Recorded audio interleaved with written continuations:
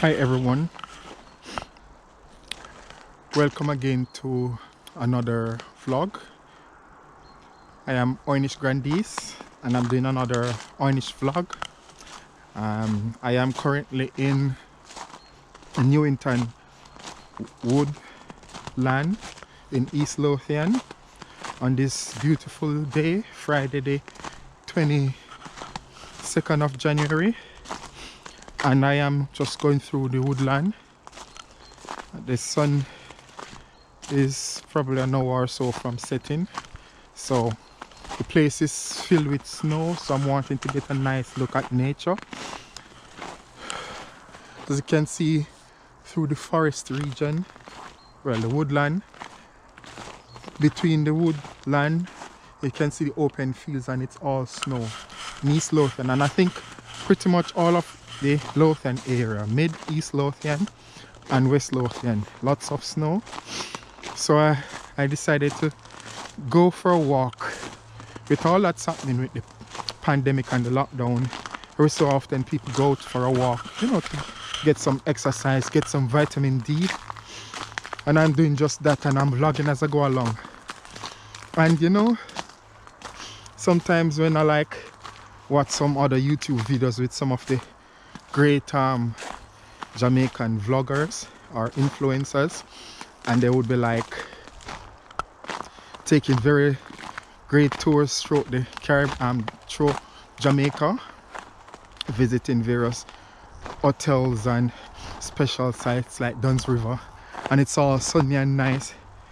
I start to realize that, wow, what a contrast. A Jamaican on the opposite side of the world in the freezing temperature, and just look all around, snow everywhere. And I'm going up the hill, and I'm hoping that I'll be able to get a good view once I go further up and I can see a lot more of the open field. So just journey with me. It will take probably 10 minutes before I reach to the top of the hill. And so, as you know, I've done some vlogs in the past where I did the Bramble Trail, and I'm doing the Oynish food development, and it's now winter, which I have to pick up from where I left off from what I did during autumn, because the idea was to prepare different type of Oynish food in different seasons to see what it's like going through an entire year of development of this new type of Jamaican food built specifically for the international market.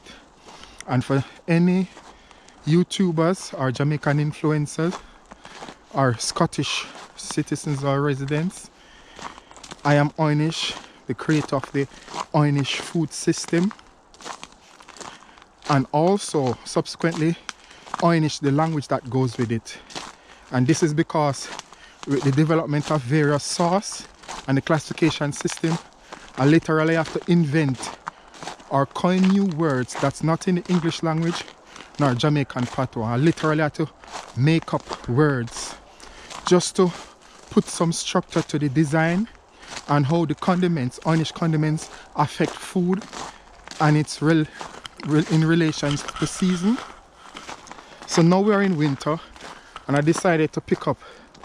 And you know, I work in the catering sector, and it's not pretty for us in the catering sector at the moment. And I'm not the only one feeling the pinch.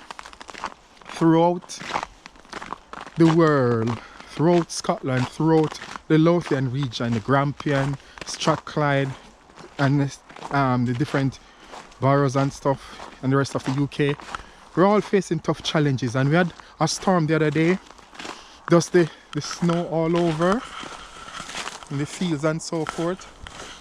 Some people have been flooded, some people are just struggling. My message is, don't give up. Wherever you are in the world, whatever race, whatever gender, don't give up hope. I think if we just hold on a little longer, and this is what I do also to encourage myself till the next job comes, or till it becomes a lot better for me to do a lot more catering work. So I guess for the rest of winter, maybe a lot of the focus will be on teaching. I think it's a lot more difficult to do a lot of food delivery, especially if you're doing a small business and working from home. It's possible, but it's just a lot more difficult in terms of the resources. So maybe in the next couple of months, a lot of the resources will go into teaching online and sort of explaining how the Oynish food concept works and the language. And hopefully during that time, if there are people in Scotland would like to be a part of this new Jamaican development, history in the making, and especially live in the mid Lothian, the Edinburgh area, or even East Lothian, Musselburgh, Tranent, etc., then you can partake of this new type of food. As I said, you probably start to learn of food with very strange names. It's strange because, as I said, it's a type of makeup language, but it's some of it have some English word in it. Well, when I said English, it's pretty much millennial English word because there are no English words for the rest. Some of the recipes are products, but it's still translatable into English, and hopefully one day when the conditions are much better, you'll start to eat some of these food. Luckily throughout the December period, it was nice that I was able to do some Oynish catering, you know, for people who ordered Christmas dinner. They ordered their Christmas Oynish, so that was a good experience for me. Unfortunately, I didn't get the chance to do a lot of the vlogging then because it was a bit busy and time sensitive. But just look, beautiful. But I'm back vlogging and I'm just, you know, sharing, because I know there are many Jamaicans out there, and you have people from different nations who are not currently in their country, living elsewhere, and they have to adapt to a new norm in the country that they are living. And they have interesting stories of how they are able to, while adapting to a life in a new country and a new culture, that they can become innovative in surviving during this new norm. And there are many stories online about that, and for those who do zoom in with friends when they are sharing their story. So that's me sharing my Jamaican story from a Scottish point of view. I would say the Scottish government and the public have been doing as much as they can to curb the stem of the pandemic increasing. So that's good, and I'm doing my part, making sure I do as much to follow the guidelines. So now I'm out social distancing. Oh gosh, pretty much there aren't anyone around, but chances are you'll find people walking about as myself, getting exercise, getting fresh air, enjoying nature, because I cannot really stay out indoors all the time. It's good to get out. So as you can see, I'm trying to go up that hill, and there should be a good view from that point of view, because I did a vlog in the past where I went up that side and did some recording. So I'm going up there now to get a better view of the landscape with the fields, etc. Snow everywhere. Jamaican people, this is your fridge, your freezer. For me, it's my outdoor freezer. Look, snow everywhere. Welcome to Scotland, Jamaican people. I know there are Jamaicans in Scotland, they're probably enjoying the same thing. If they're not busy working at the moment. But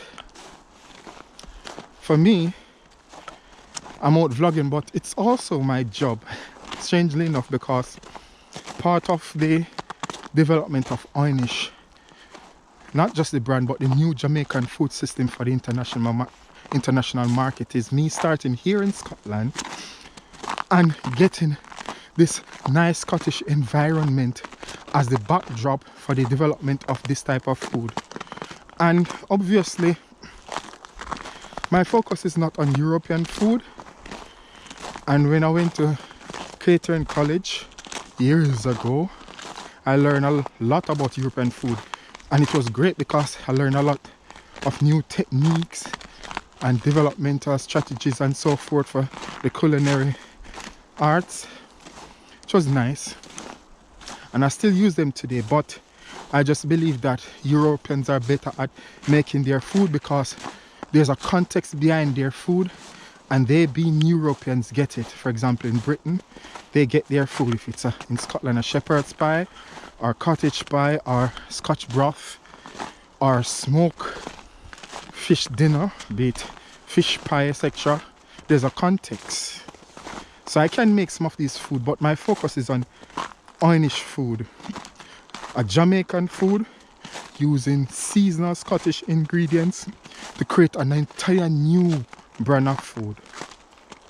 And even if I do pies in the future, I'll make sure not to do British pie or Scottish pie because that's their cultural stuff, and I would want to go into cultural appropriation. So in the future, when that time comes, I'll make food that specify that it's influenced by my experience in Scotland working with Scottish food, but to avoid cultural appropriation, I deviate to create something different.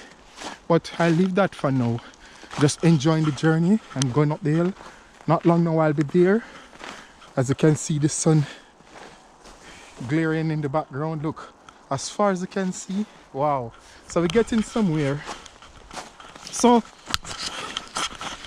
I remember one time I did I would say a heart-to-heart vlog, and that was during autumn, and it was about encouraging people not to give up regardless of the struggle. Yes, luckily the business picked up a little in November, December, because of Christmas dinner and all that. Again, there's a shutdown, so it's just this cat and mouse thing, and I cannot blame the government or whatever. We just all have to work together to help make this thing, the circumstance improve, so that when we do start doing business again, we're able to do it for longer.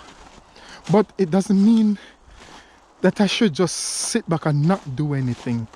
That's why I'm pressed to be creative. And maybe now that I got the time, the work, while I still try to sell as much as I can when customers arrive, I'll use this time now to start looking at the development of the food in terms of the structure and sharing it with the public, even if they don't eat it yet, till the time comes when I'm able to do events again and cater at camps, at meetings, at congresses or so, be it for church events, from public events. Now it would be a good time for me to start looking at developing Irish food in context with Irish, the language, so people will be able to see what it's like to have this constructed Jamaican language. As I said in some time past, that this constructed language is meant only for the development of Irish food, and no one should take it serious that it's a Jamaican official language. No, that is English, but our official dialect is Patois, Jamaican Patois. But Jamaican Irish language, or just Irish language, it's the same thing. Irish, the language, or Jamaican Irish language, or Jamaican Irish, same thing. It's trademark for Irish, but also all the copyrights, all the structure, the poems and so that goes with it is specifically for the development of Irish, the international Jamaican food system, and thus licensing will apply once these things start to release, especially for people who want to use these information for profit or business. You'll probably need, you will need a license, because this is original work. As I said, there's no such thing as an international Jamaican food system created. We Jamaicans normally, like most culture, do stuff from our environment where we grew up, like Levi Roots. He did jerk, but used his own brand called Reggae Sauce, and boy, that was a hit. And I tried it and it was absolutely great. You've got Jamaicans elsewhere and non-Jamaicans who does the same thing. So they evolve where they are and adapt to the new norm. They use it in jerk. They probably use the traditional stuff that constitute jerk, like pimento, Scotch bonnet, and some other essential ingredients like spring onion and thyme. But they might add various other stuff. Some add sugar, some don't, maybe because of being diabetic or whatever. Some will even add soya sauce and other stuff. So you can see variation. However, Oynish is different. I started doing jerk, but then because of the circumstance with Jamie Oliver some years ago, when he did a show with Levi Roots preparing jerk, and then he did his punchy jerk rice, and there was a big uproar about cultural appropriation. Then I realized the food have some global implication, but because people twist and add and chop, and in some cases don't use the traditional ingredients that constitute jerk, it means that people are selling jerk when it's not actually jerk. And I just feel that it's out of the hand of the government and the Jamaican people, because even here in Scotland, I remember doing a school class on Jamaican food, and it was supposed to be jerk. So I went to this high school in Edinburgh the week before the event, and I was supposed to use a jerk sauce made by this prominent food company. And when I look at the jerk sauce, I realized it doesn't have the traditional ingredients that required to be called jerk.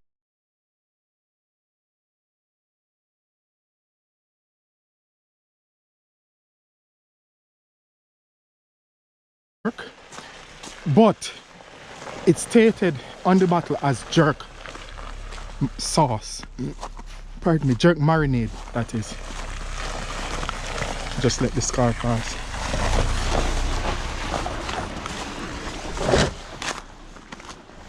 Yes, so here I was looking at this jerk marinade, and it didn't have Scotch bonnet or pimento, but it was called jerk. But then people here might think that is jerk. So when it's that widespread, it's as if my impression is that jerk it's as if it's gone, it's out of control in terms of what constitutes this dish. I mean, the core ingredients. And as a Jamaican, I can feel angry about the situation. But then I realized, after years of developing this jerk concept that I was working on, and see about making jerk marinades and stuff for different seasons, then I realized actually I stumbled upon something different. I wanted to use the jerk system to do so, especially to promote the to promote healthy eating in terms of fruit and vegetable consumption. Then I realized might as well I just start my own system. You know, it was challenging, you know, thinking about having to abandon the jerk project. But what I ended up with was Oynish in 2019, you know, in September, October, when I legally changed my name by deed poll and send my old passport to Jamaica to get the new one. And the name I used was Oynish Glorantine Grandis, from my former name, Clive Bernard Birch. Then suddenly I realized that this new system food system for the international market would be called Oynish, and thus Oynish, which means it being trademarked here in the UK, but also because of the linguistic part that developed, it means that all the copyright is an international system and protected. And when I start to write it officially, you get to see why it's copyrighted and protected under one system, which means that it's now a lot more challenging for people to just go and do what they want, because now it becomes an educational system that people actually need license to even teach it, you know, etc.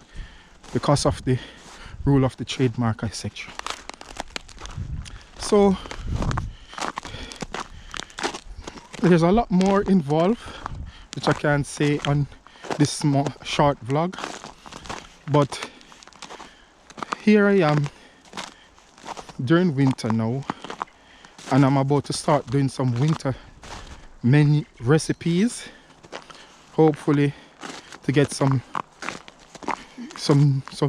new clients, or some of the old clients to buy some of these new winter products, and start with the language now, because that's one of the good things in terms of jerk and Oynish. One of the major difference between jerk and Oynish is Oynish food, or everything Oynish, is governed by the language that's also called Oynish, or to be specific, Jamaican Oynish language, which means that in the future, globally, it's impossible to separate Oynish food from the language. And that's something that's copyrighted because of how it's constructed. I'll only give an hint of what the language is like in the past, but when I start to actually write it, I'm hoping that by February I start to show you what the official language looks like.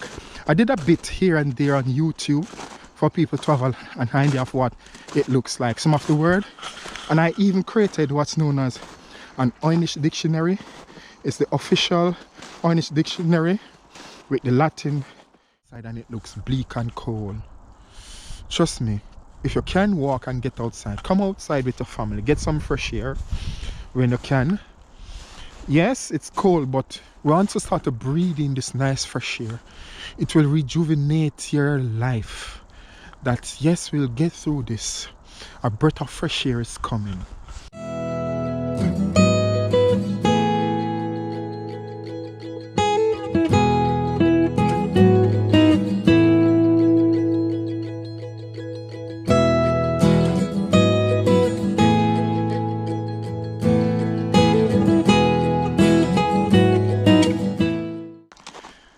Here I am during winter now, and I'm about to start doing some winter menu recipes, hopefully to get some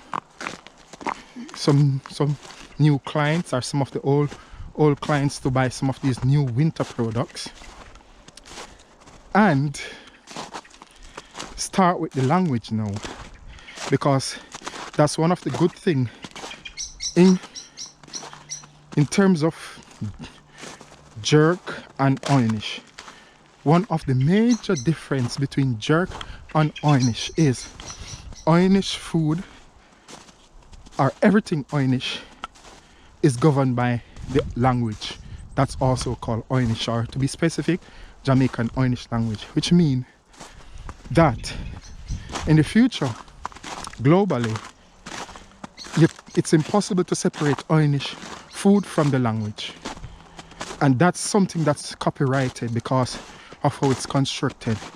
I'll only give an hint of what the language is like in the past, but when I start to actually write it, I'm hoping that by February I start to show you what the official language looks like.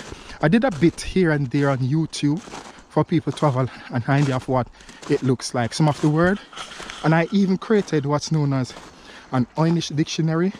It's the official Oynish dictionary with the Latin alphabet system, that use the Latin alphabet system to write this language, which is only a part of it, because then later on we'll go into other aspect of writing this language and how the recipe will be written. But for now, the Oynish comes in 3 parts. There's Oynish, the name, that's my name, but it's also the name of the food, or Oynish food. It's also the name of the language, Oynish language, or just Jamaican Oynish language. And it means now the 3 becomes inseparable. The person who created it is now explaining what he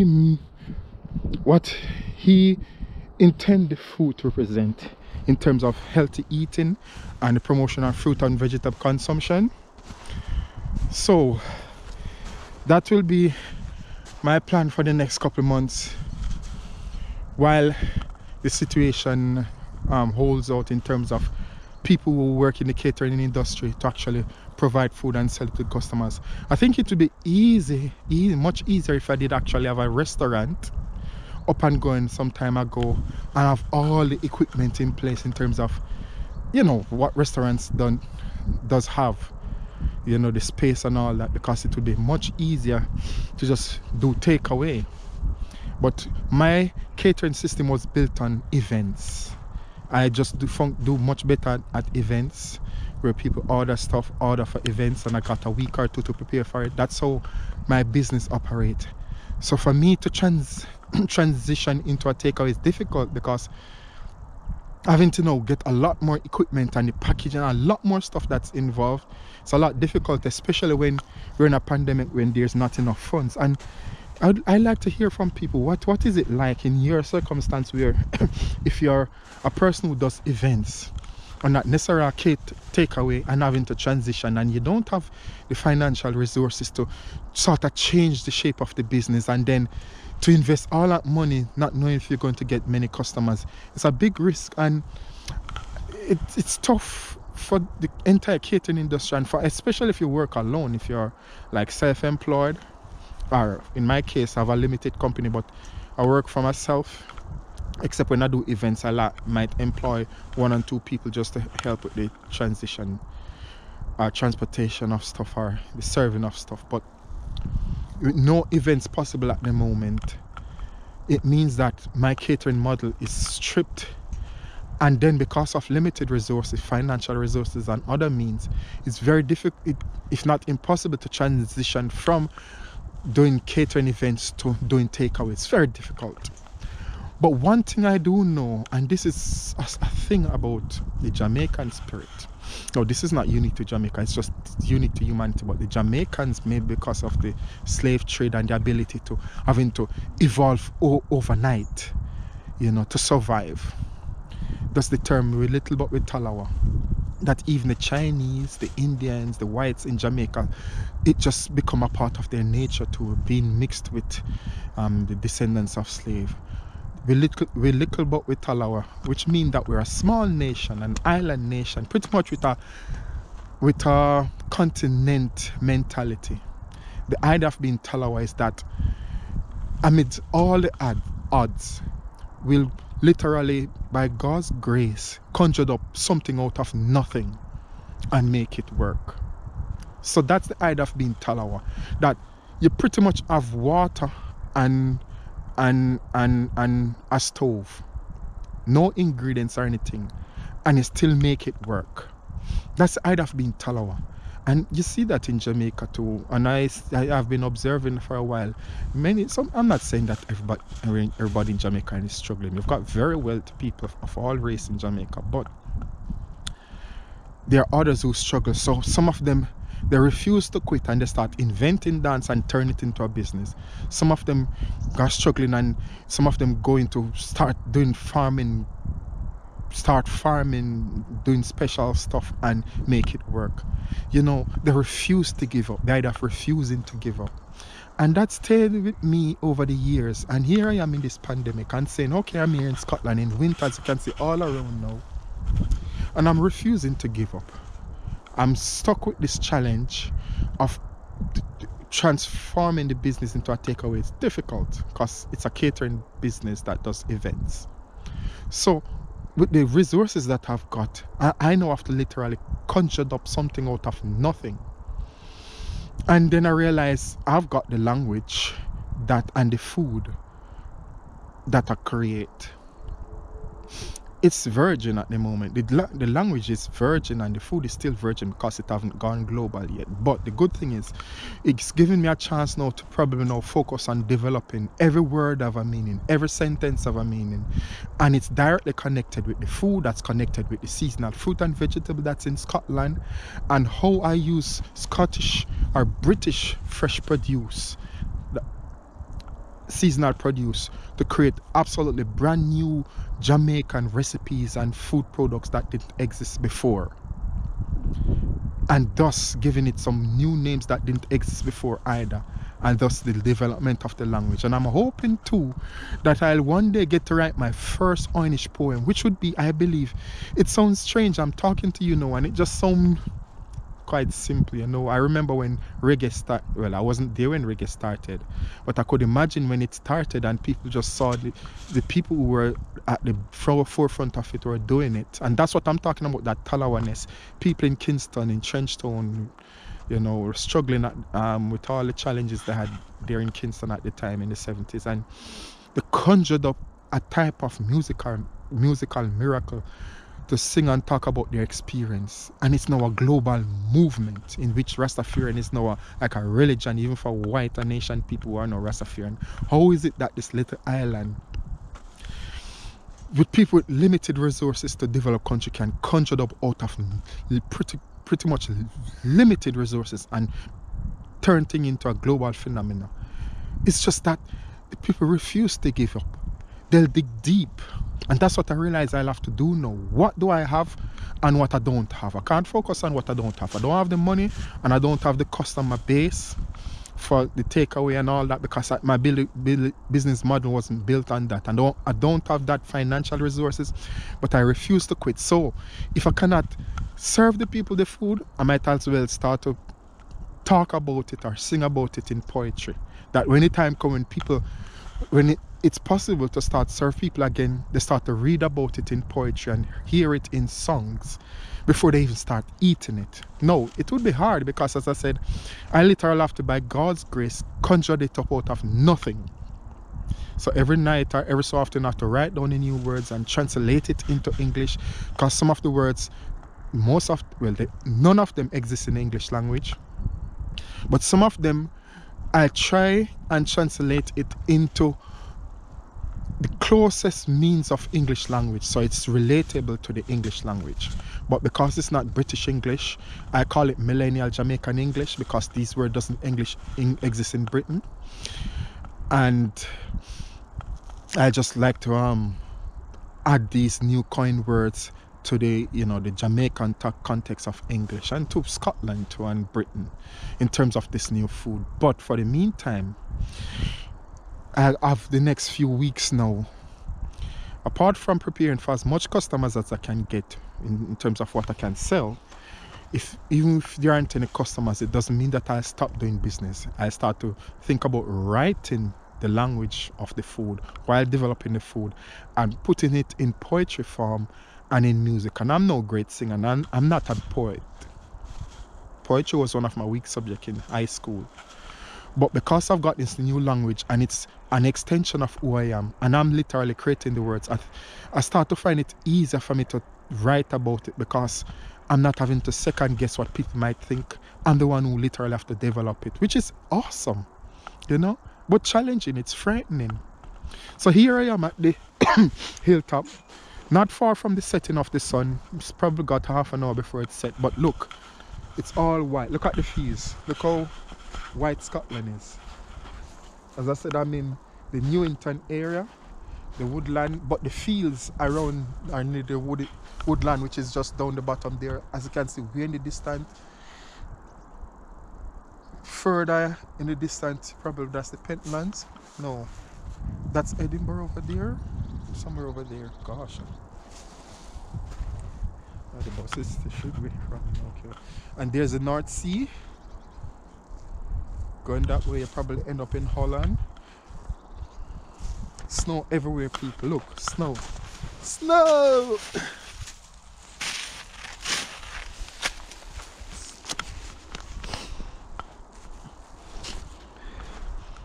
And you know, and that's it. Because things, and that's the thing, you know, I'm not saying things aren't grim. Especially for someone in the catering sector at the moment, or the hospitality sector, or the hotel sector, or the tourism sector. Grim. Same for me, but I'm refusing to give up. And as much as it's cold, when I see all this whiteness, the snow, all I can see and interpret from it is that there's abundance of blessing out there that God will be raining down on me.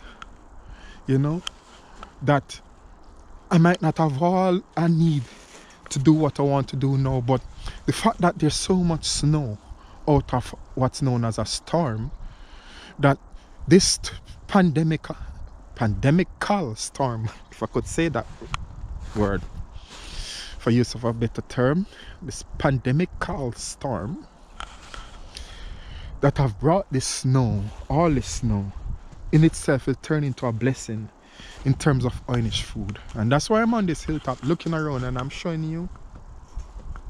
And I'm hoping that while you're on YouTube or Facebook, wherever where I share this video, whatever social media, if you're Jamaican and you're a influencer, just a Jamaican, wherever you are in the world, you can share this video.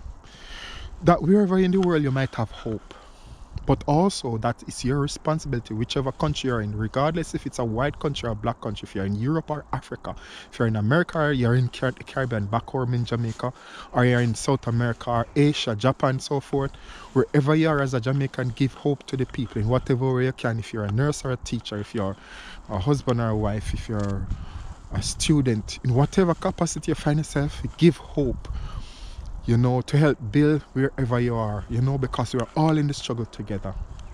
For myself here in Scotland, if you're Scottish and white or non-white, if you're from the ethnic minority, or if you're a general someone from Europe watching this, my hope to you is that we will get through this.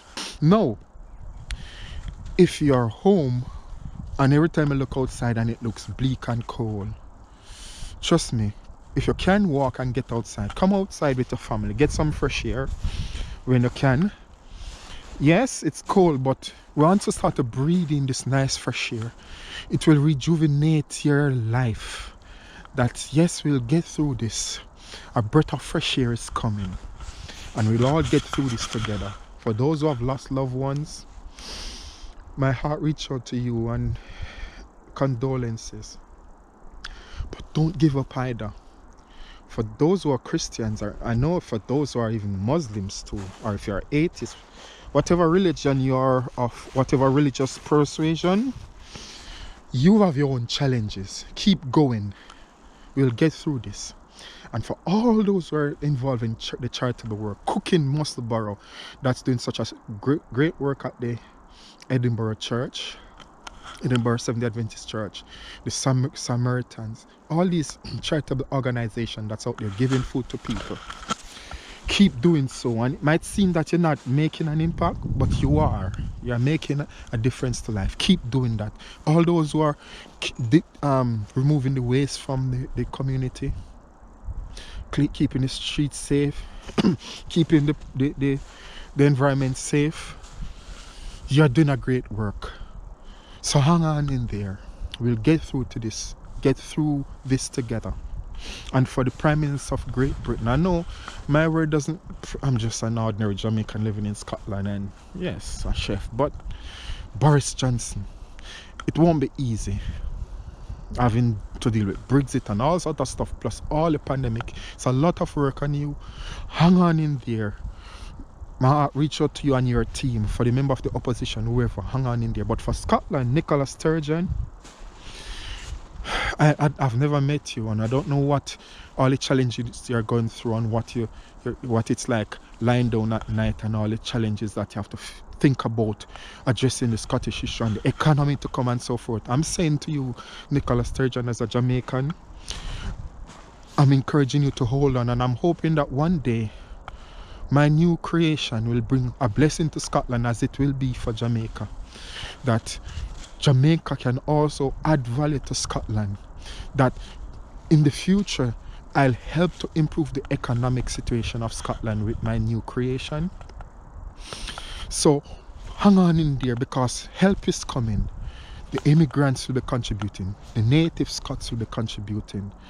Until you decide whatever, if you want to go independent, whatever the case may be. But for now, I'm praying for you, Nicola Sturgeon, and all the health team or the political team that's trying to help us through this COVID crisis. You've done so much for us. Hold on. And to all my chef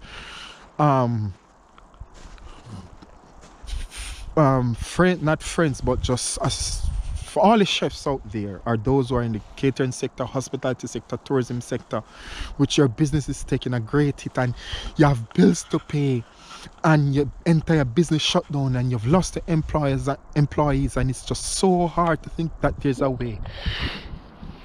Let's just make it through this month, and then the next month there will be a way. Because the moment you woke up this morning is a sign of hope.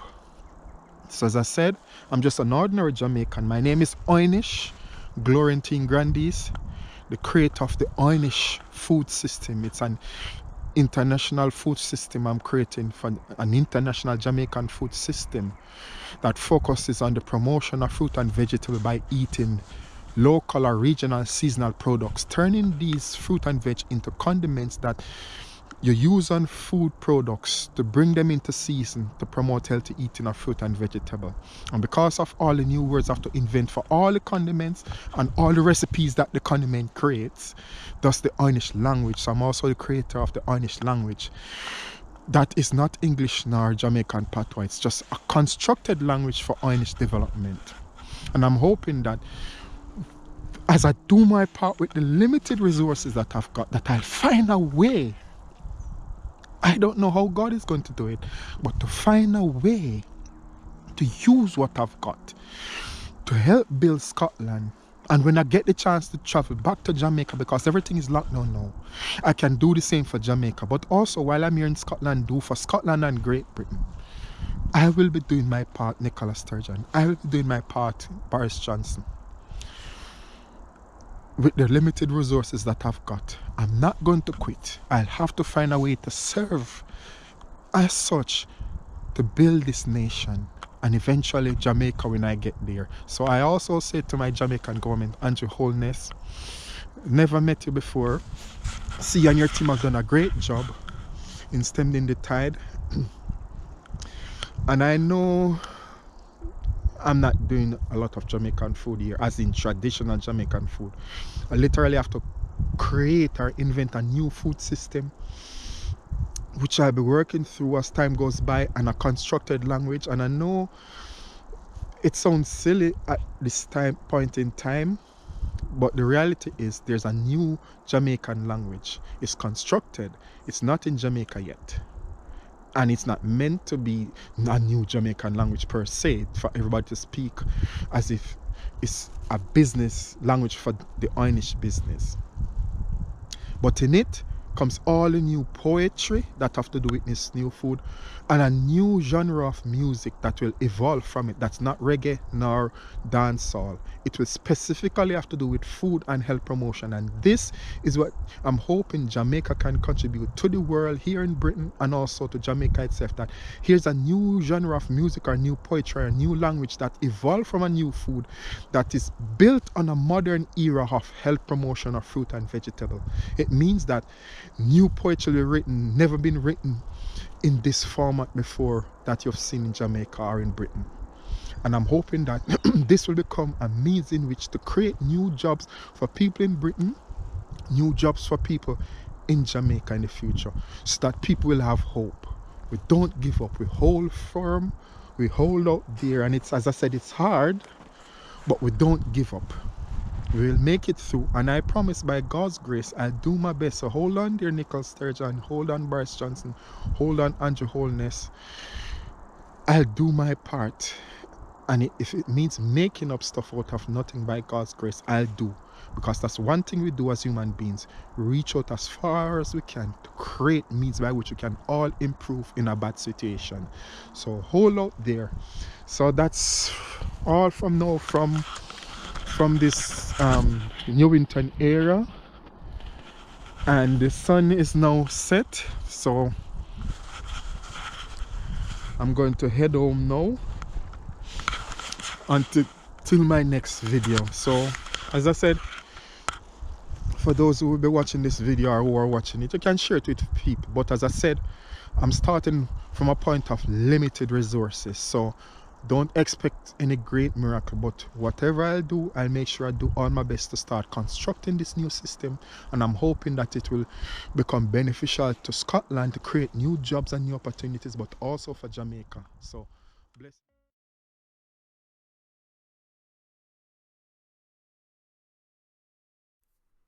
Discovering Scotland Diary, National Museum of Scotland.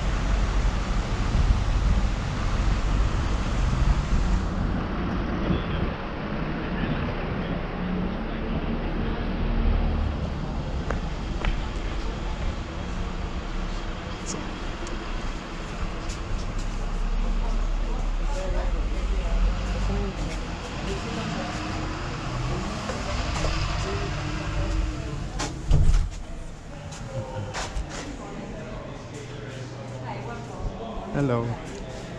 How are you? Thanks. How are you? Are you recording? It's beautiful. No, it's just the. Yeah, welcome. It's very beautiful. Thank Wow. you. Have you been here before? Long time ago. Right, so welcome. But would you like a map today? Pardon me? Would you like a map?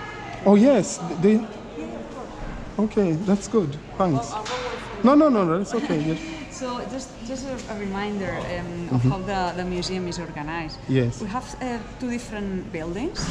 Two? Yes. So we are now in the entrance hall. So this is us in the ground floor. Yes. In this building, the main floors would be level 1, 3, and 5. Yes.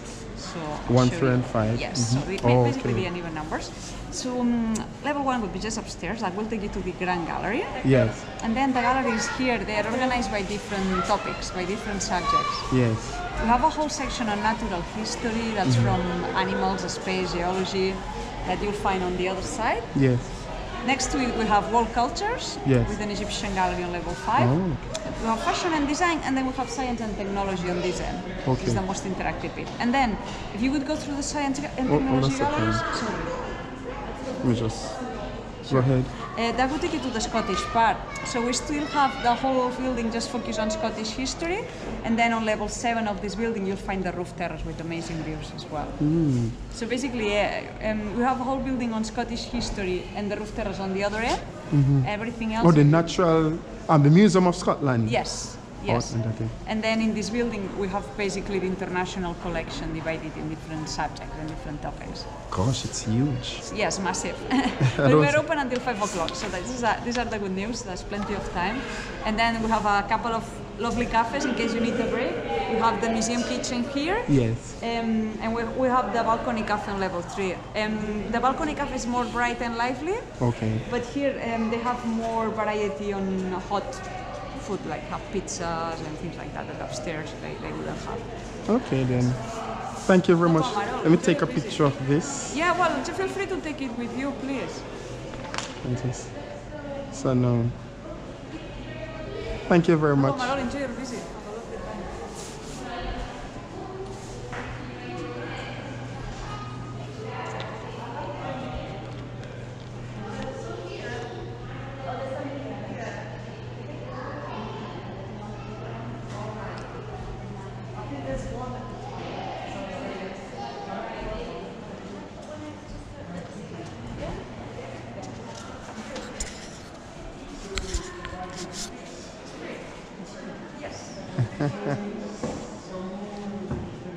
Yes, we do.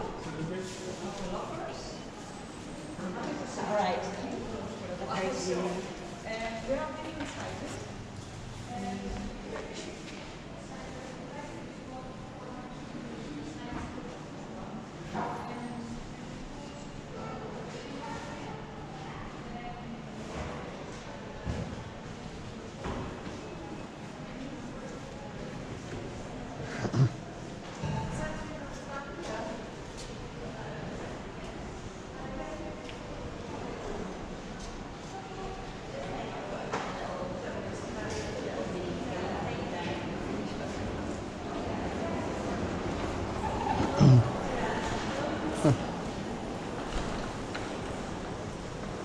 Hello.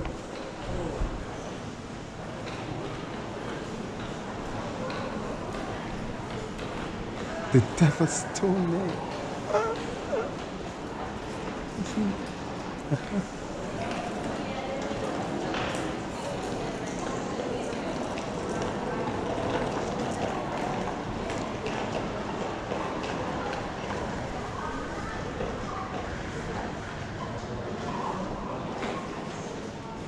Let me see.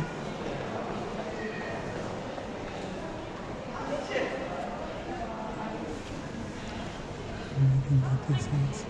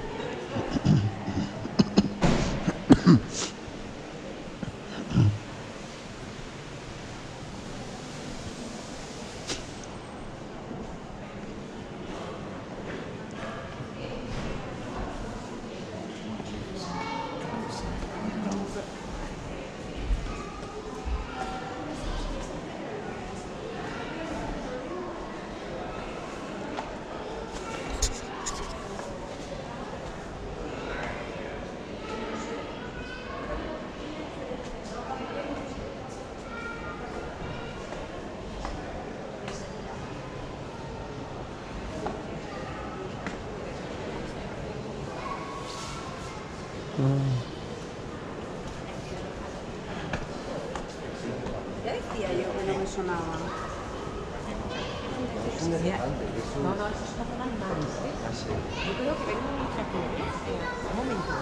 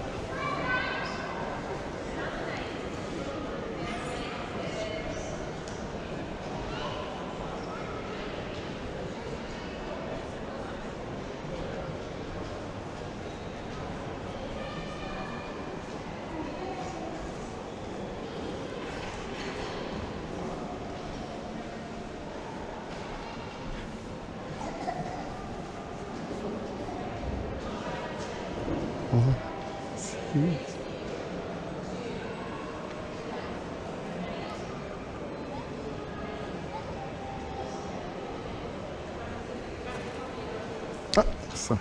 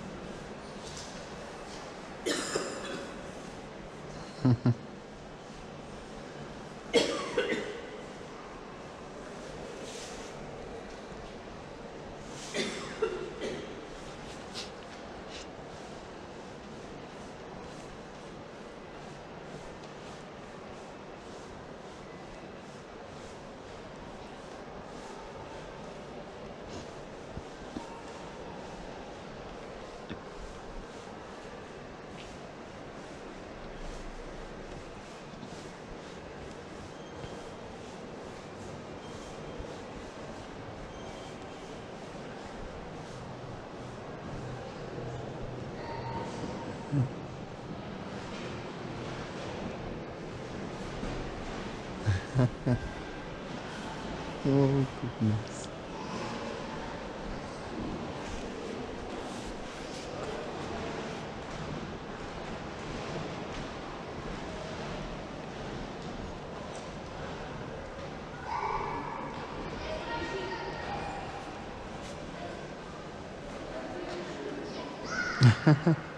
Interesting.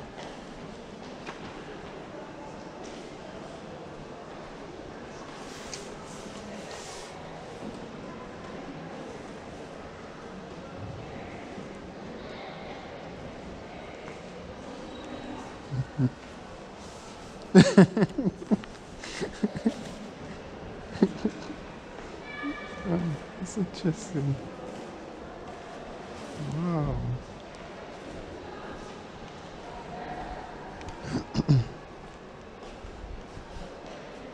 Wow.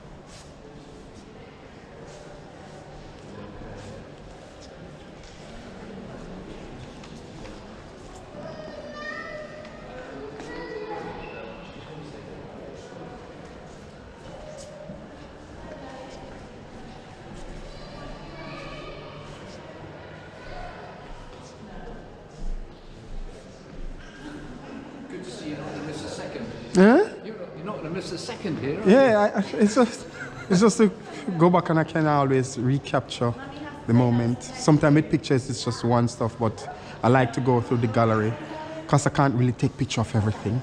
No. But if there's a be synopsis of it. Good idea. But I've got my mobile still to get some photos. Yeah. Thanks. You're getting some nice photos? Yeah, it's an interesting space, isn't it?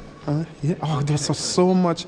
I can't exhaust. I don't think this is a one-day job. No, it's no, it's we're too coming huge. back. This time I just came back to photograph, but it's great. Oh, okay. We've been in before. There's just so much. It's a lovely place. And it's Yes. free. Yeah.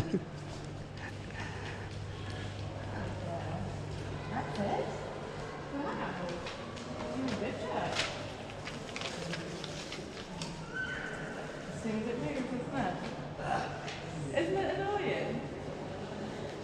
You think that you're doing it? Can I try one?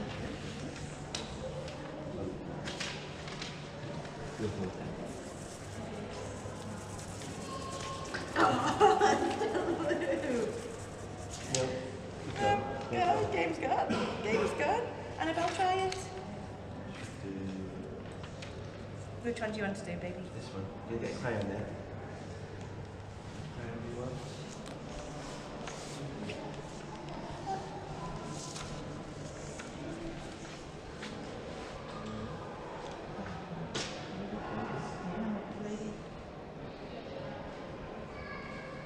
Yuck.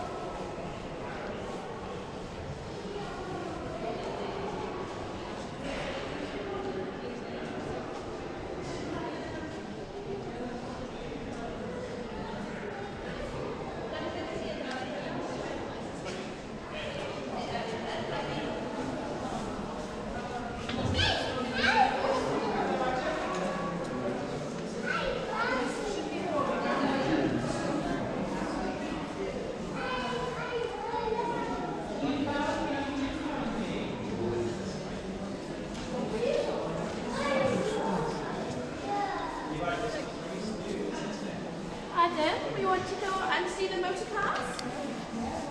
Let's go and see the motor cars. Wow!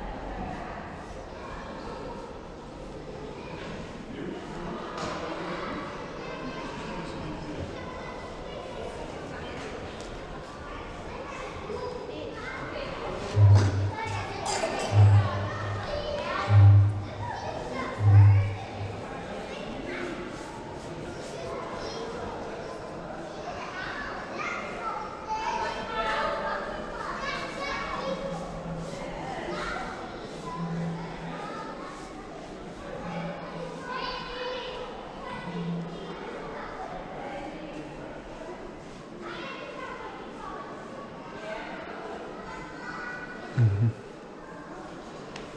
watching the space movie? No, Benji. You've got to come in as well. Am I? Yeah, you can press buttons.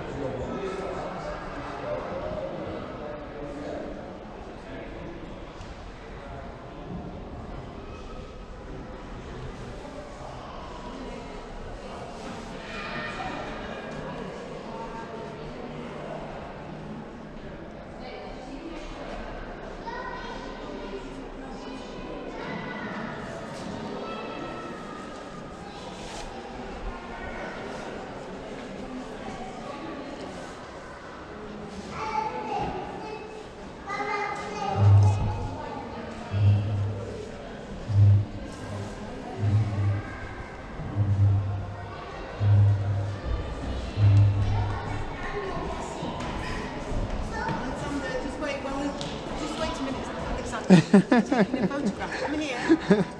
Hello.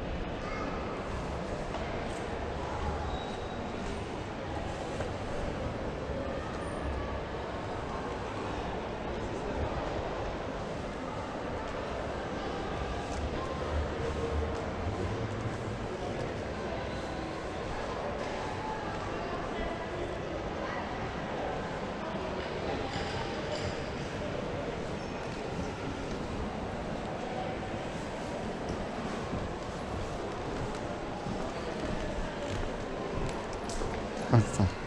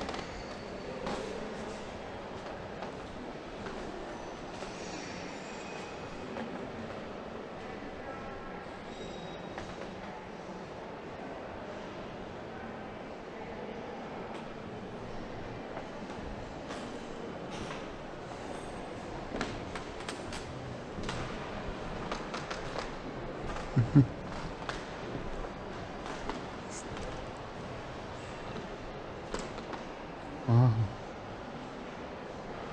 It's nice.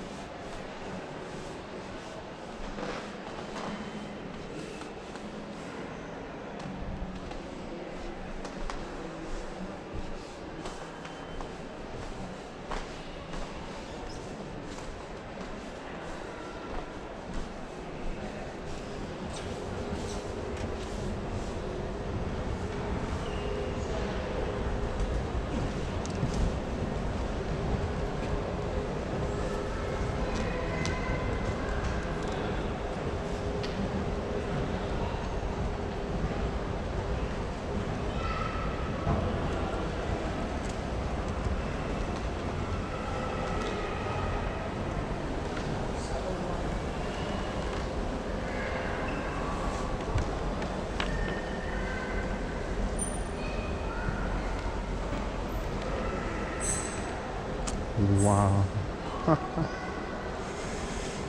Ooh.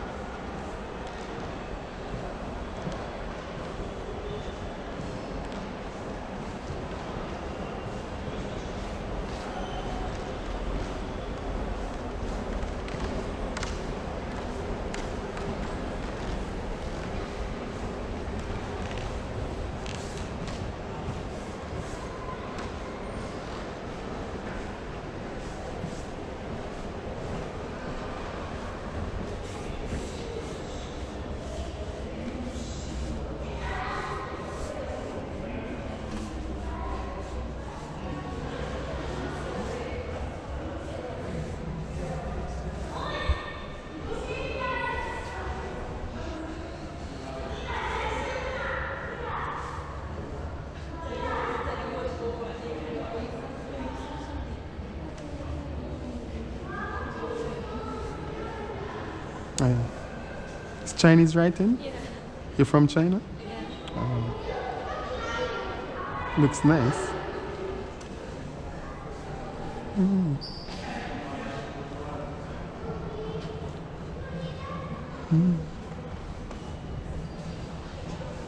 Oh. Okay. Okay.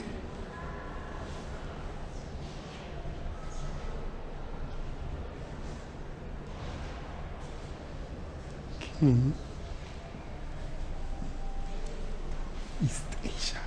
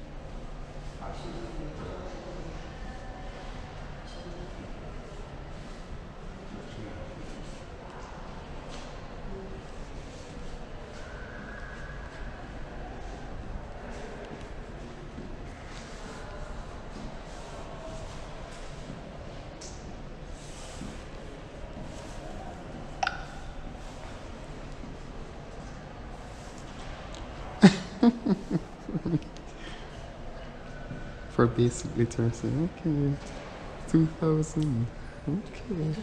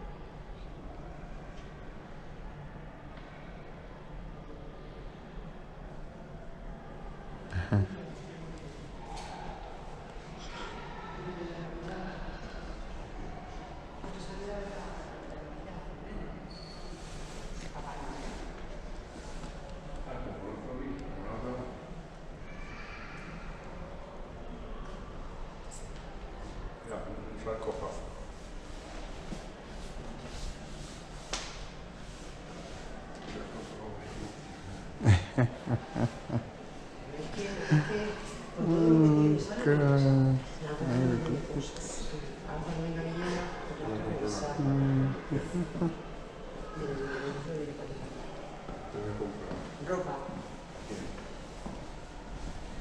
Amar. Porque no tiene. Aquí en Villena. Y ella se llevó al primero mesa. No, ¿por qué no yo debería? Yo no digo nada. Que diga algo. Y se va a contar cosas.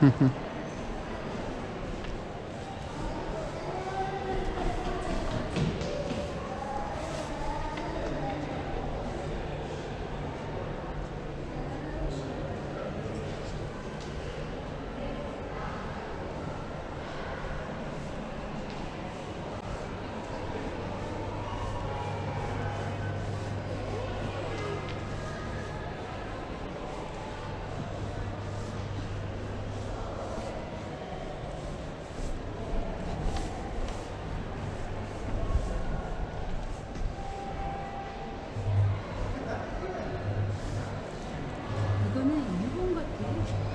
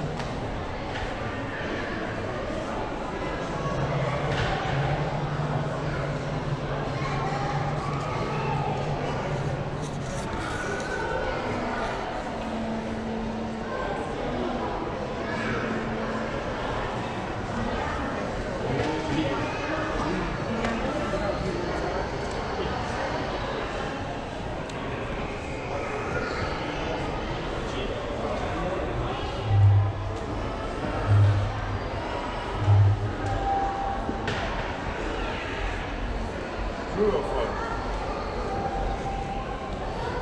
estará barnizado.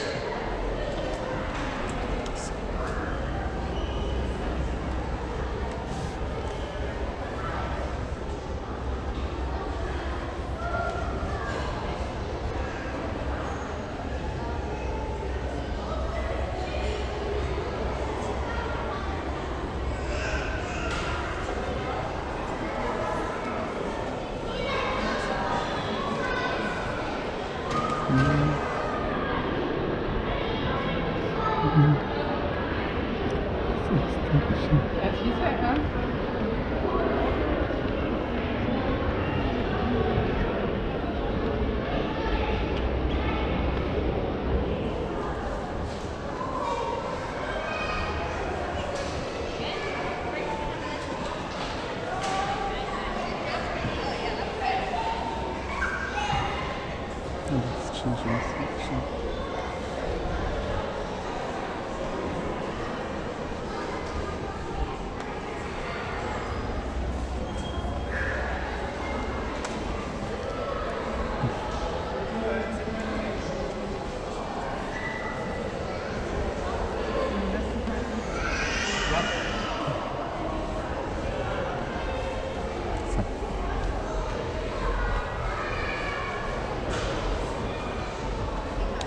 Excuse me, sir. Hi. Lovely here. It's very nice.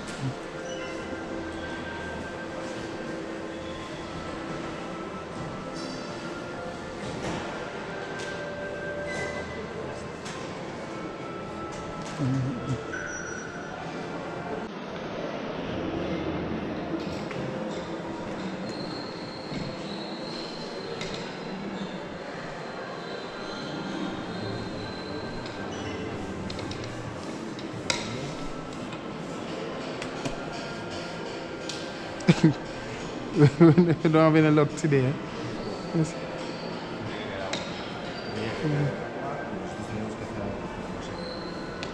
Turn the handle to pour the water.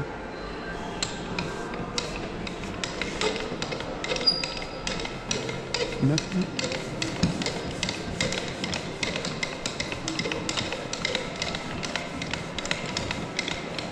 No water. Come on.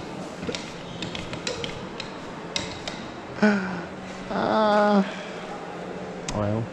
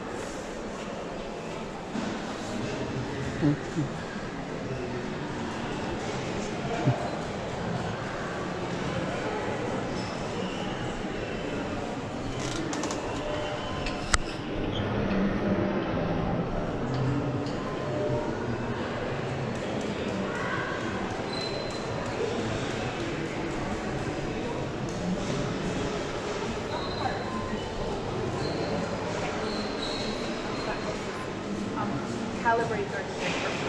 Load of stuff.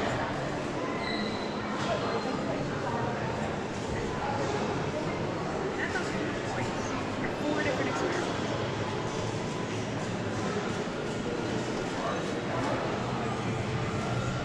It's not quite carried out on the item, but it's very useful in determining how you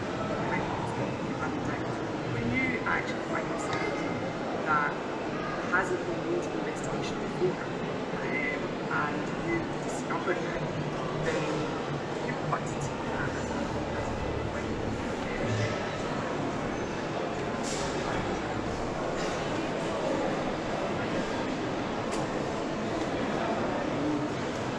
Hostia.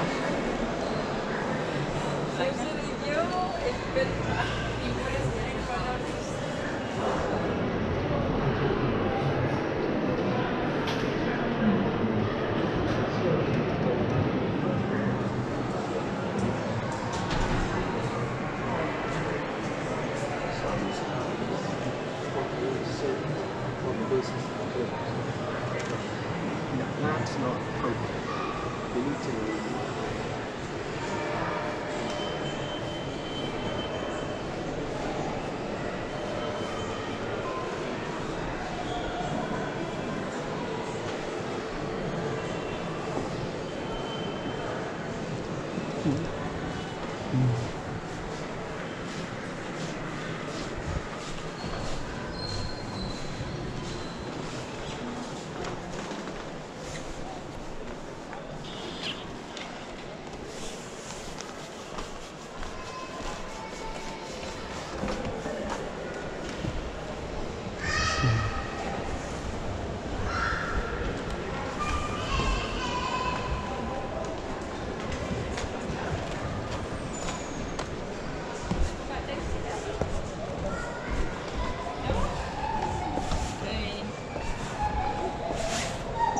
Hello.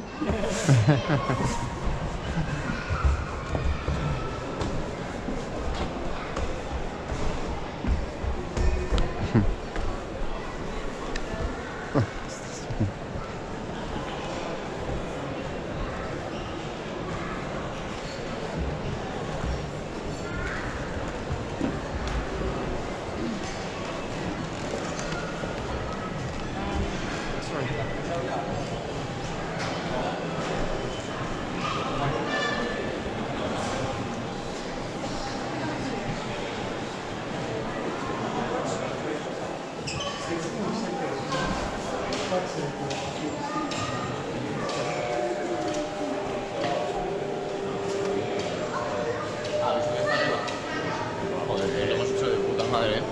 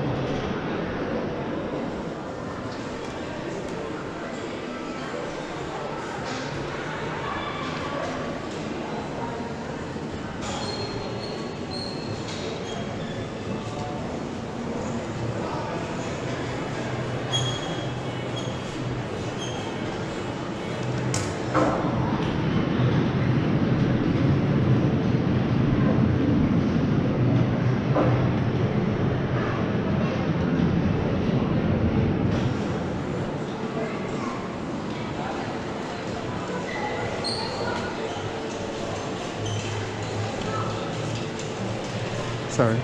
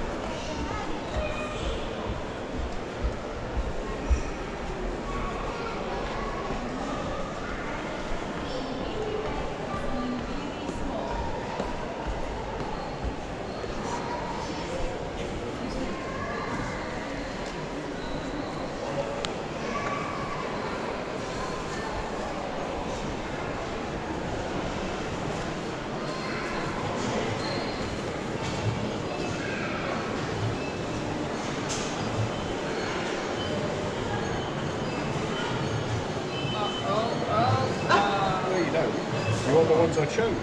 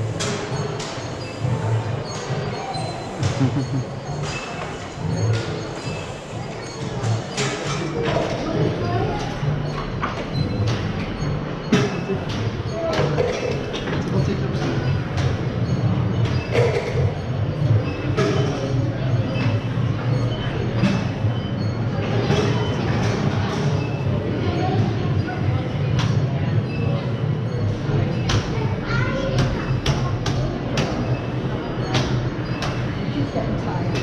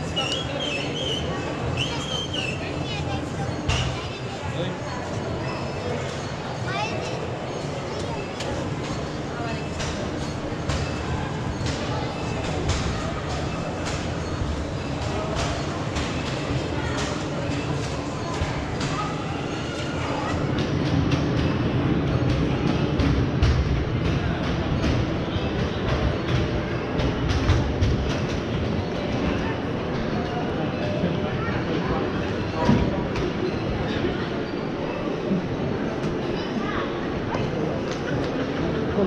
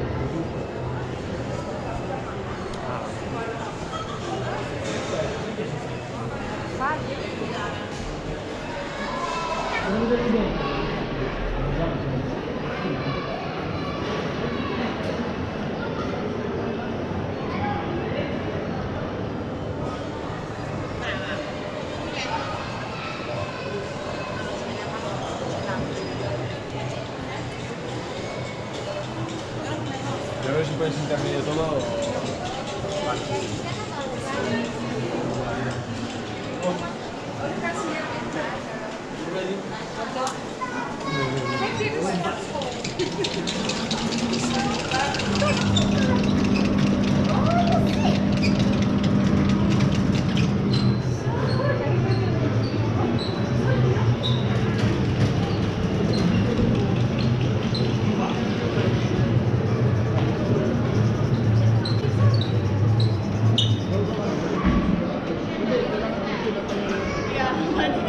Thank you.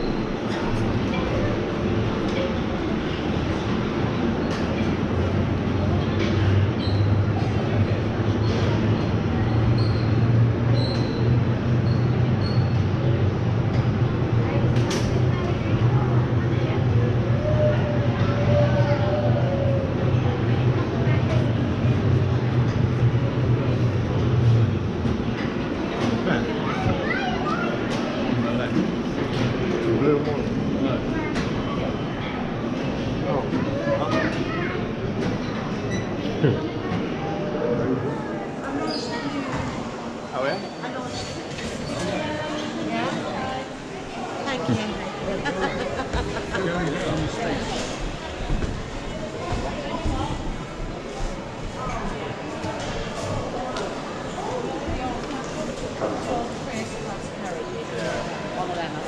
it with grandparents for Grandstad's birthday. We did.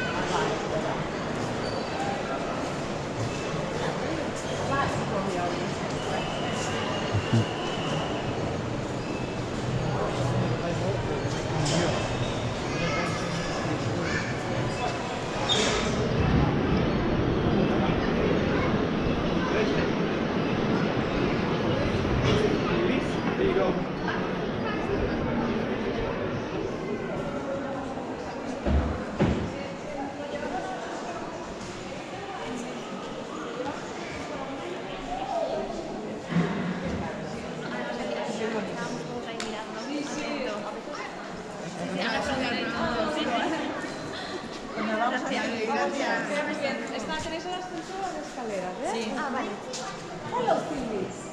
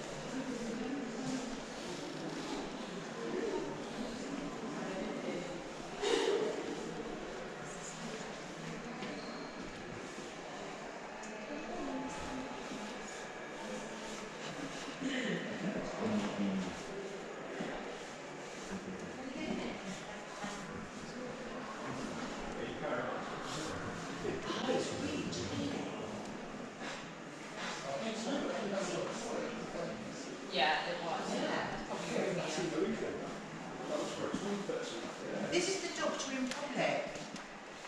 Doctors was known as like one of them. Feeds in for patients. Boostage.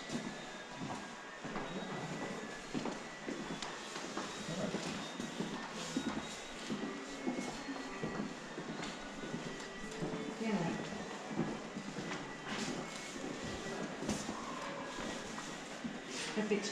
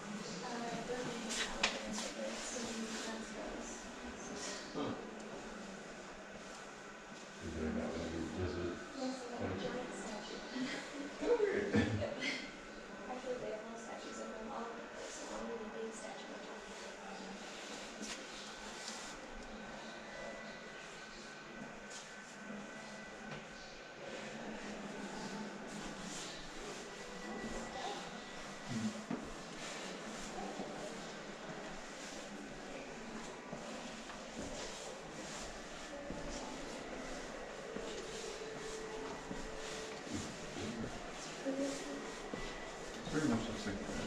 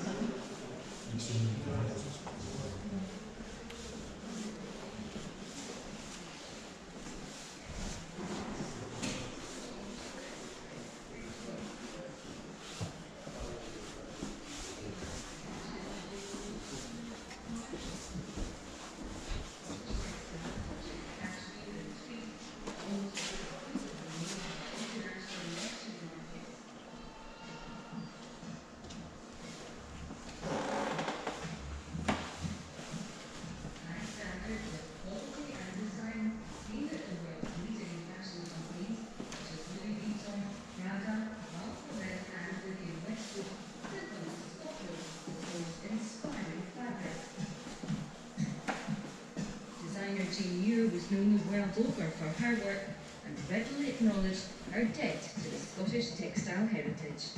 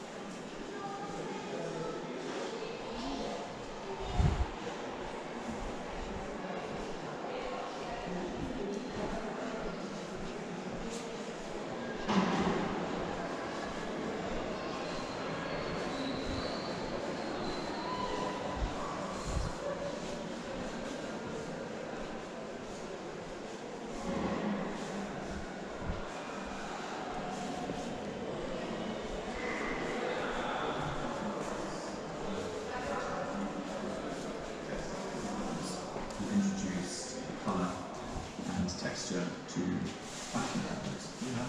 Oranges, pinks, yellows, limes, aquamarines. I was just blown away by his work and his passion and his use of colour. Orange too, cerise, turquoise, emeralds.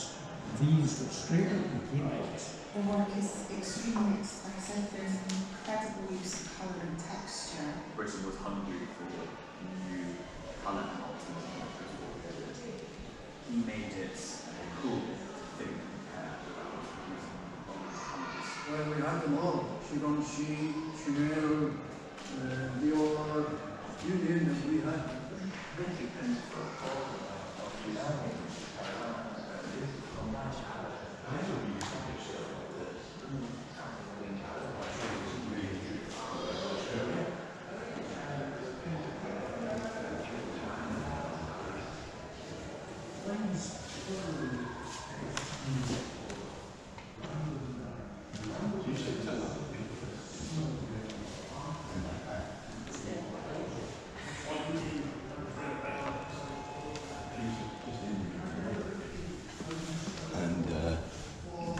Sorry. Oh, sorry.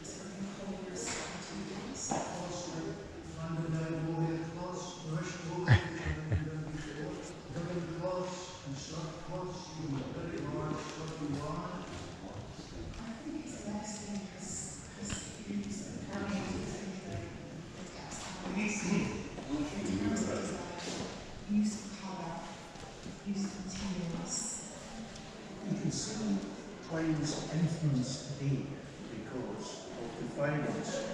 Still there, complication is still there, the weaving complexity is still there.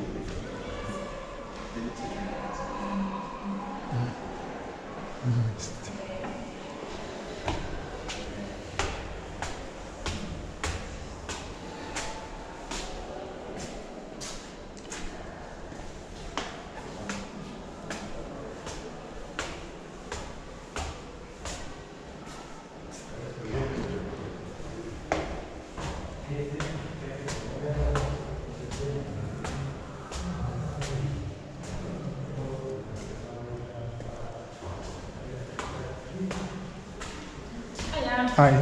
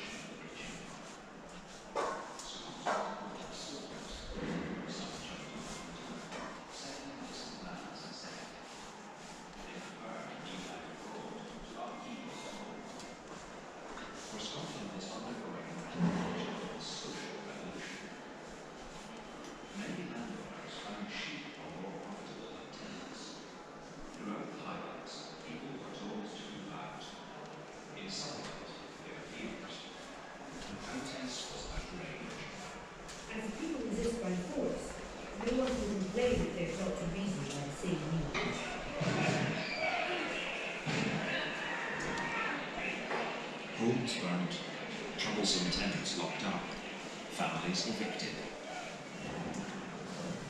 The Highlands were transformed. Forced emigration changed the mood of the country. Scotland's painters and poets adopted themes of sadness, loss, and separation. All tombstones gleam. Fair these broad meads, these holy woods are grand. We are exiles from our father's land. Between 1675 and 1815, around 70,000 Scots, both Highland and Lowland, left for North America. Object museum related for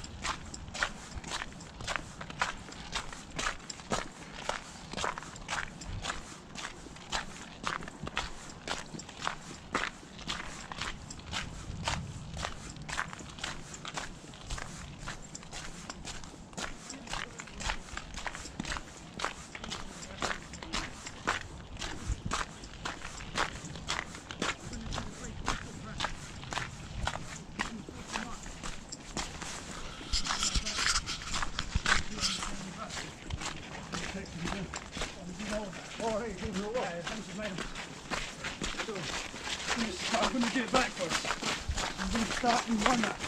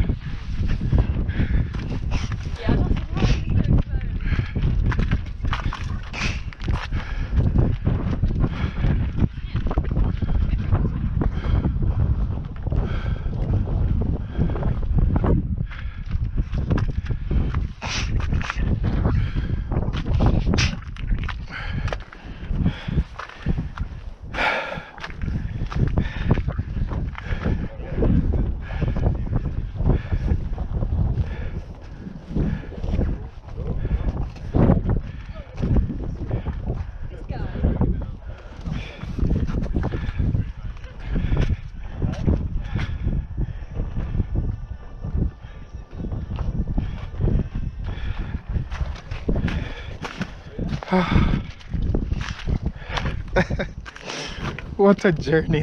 Why are we doing this? I know. Because going down is going to be something. Wow.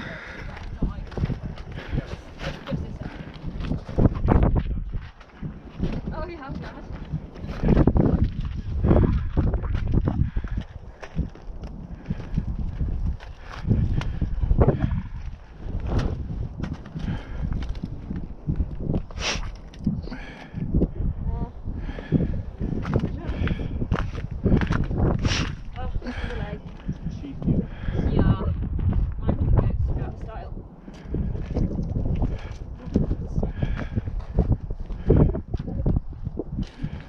Let's take another pic here in front of this one. Yeah, that's a shout.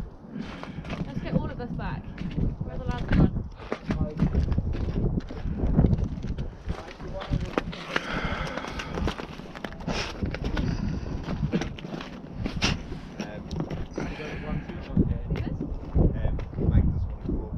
He's already halfway down. Why is he halfway down? That's okay. Michael! That's okay. We can jump in later.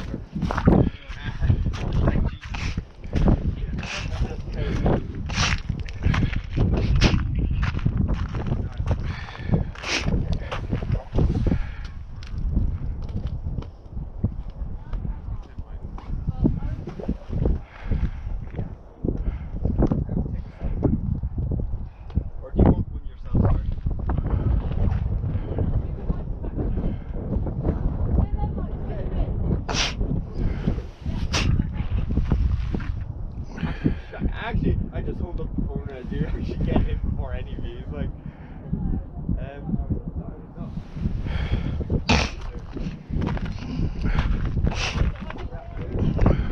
yeah, shit. Okay, there's mine there. Yeah, you're there. Just keep up. Okay. Okay, Brian, just. Bit to your left, Mike.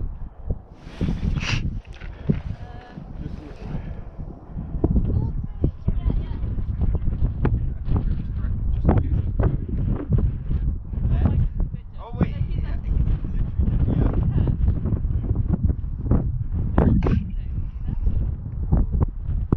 Yeah, there. Okay, move your hand. Yeah, right. Move your scarf.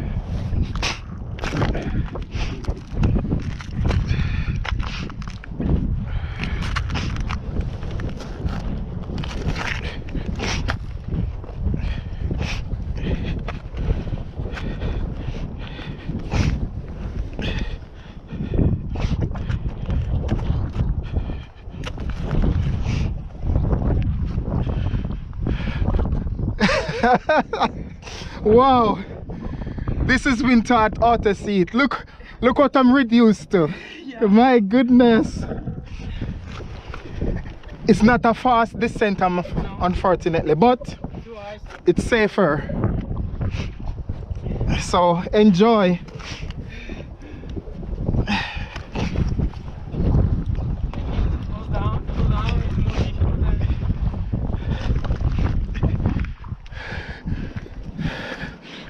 Oh, maybe this is the shorter bit down, so I think if I can pass this bit I should be fine. No, this way, no. It's the no.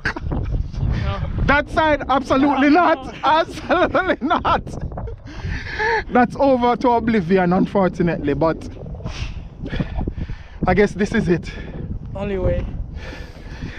Well, enjoy. Yeah.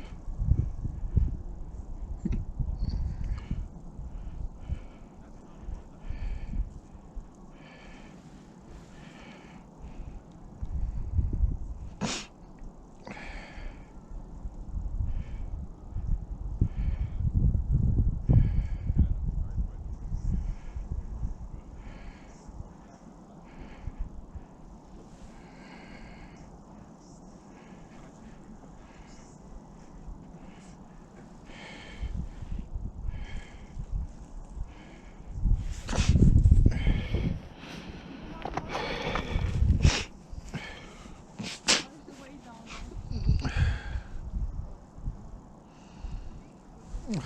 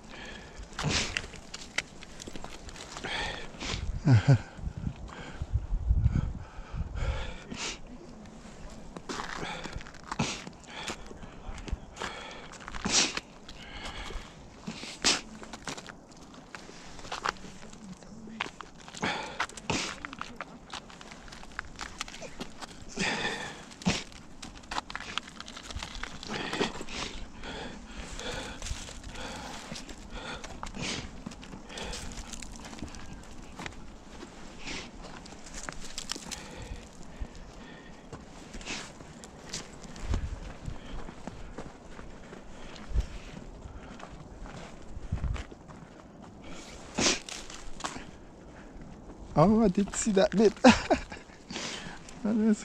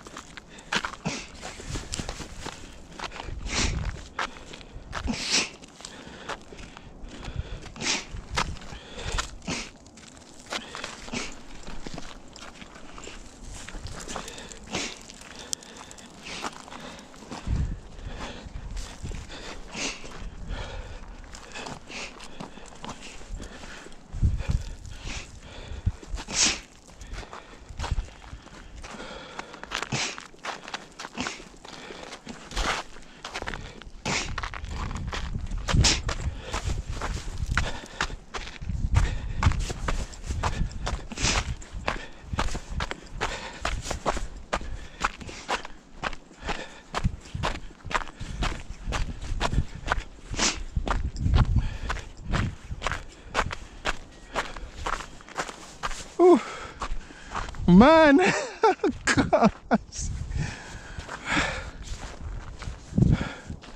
Down is more difficult than up, right? Eh? Down is more difficult than up. It is.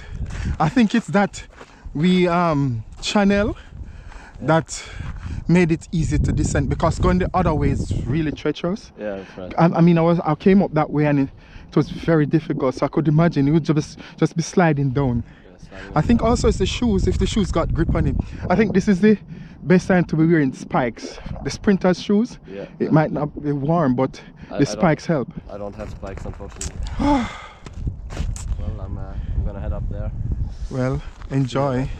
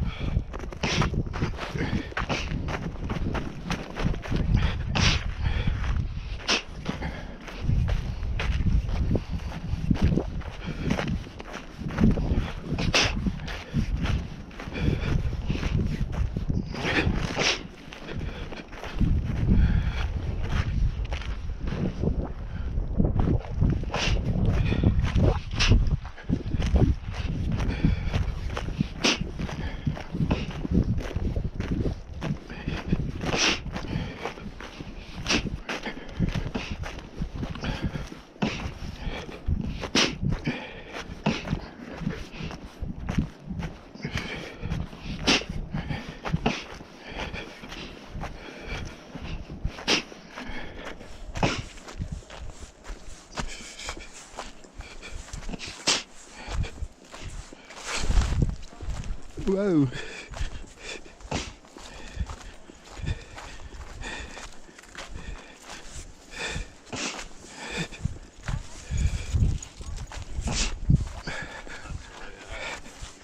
Hello.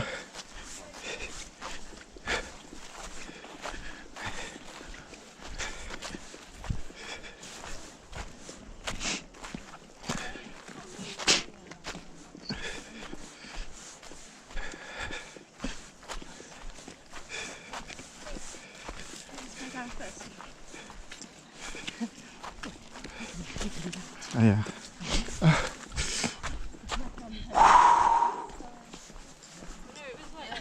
They moved it because of a pagan holiday. Pagan holiday.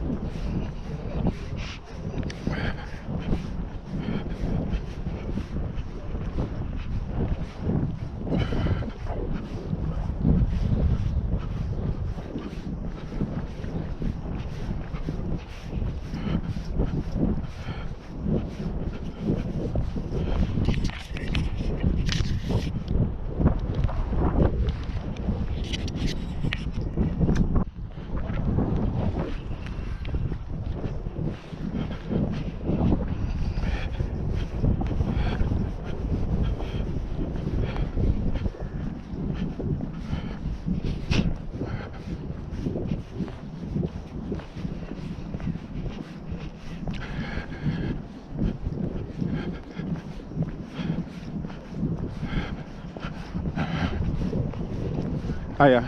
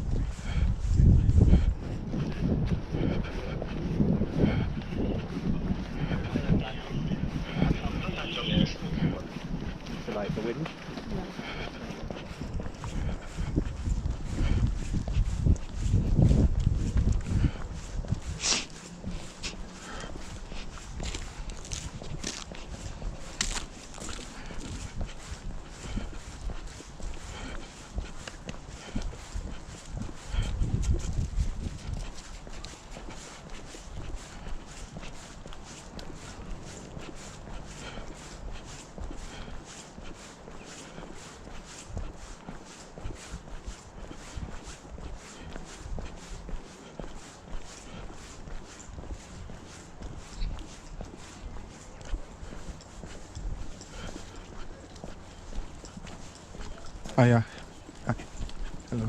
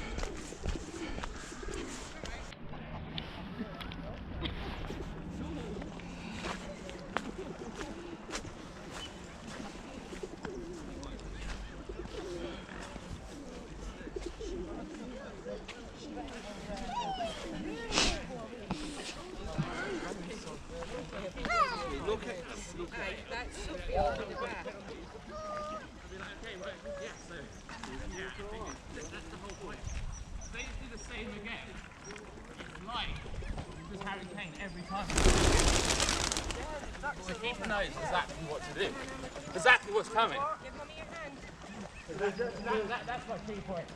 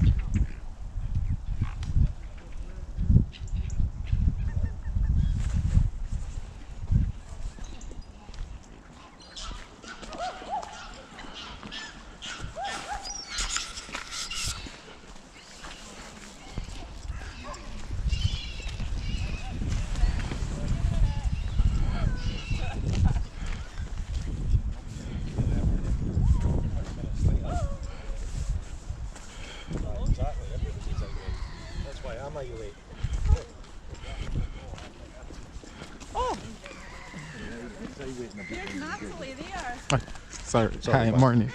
Sorry, Mama.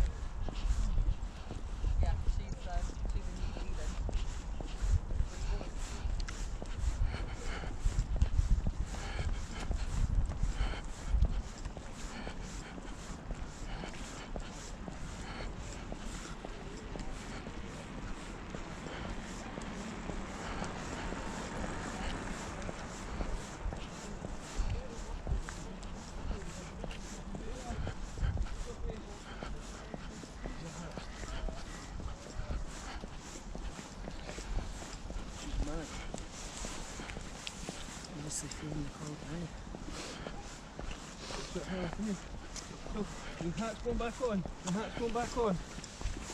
No, we'll pick your hat up.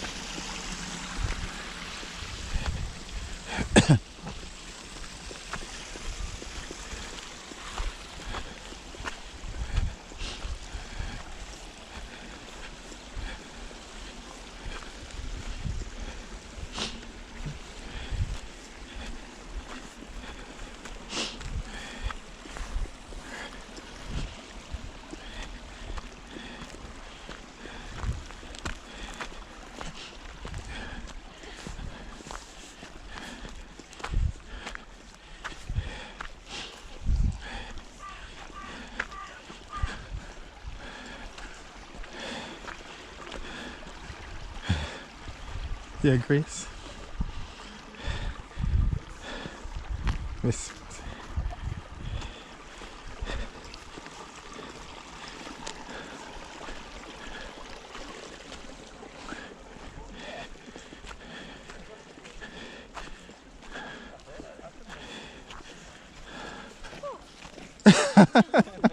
Very super.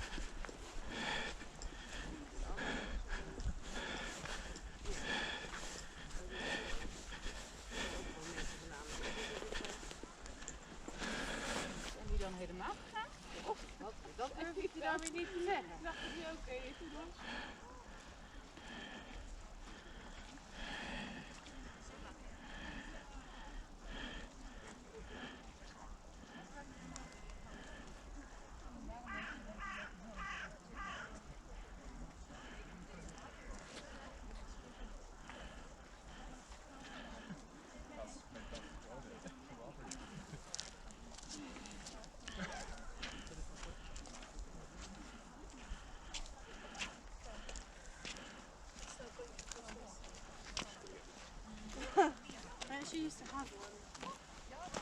We got a knockoff. Pardon? We got a very cheap. We got a what?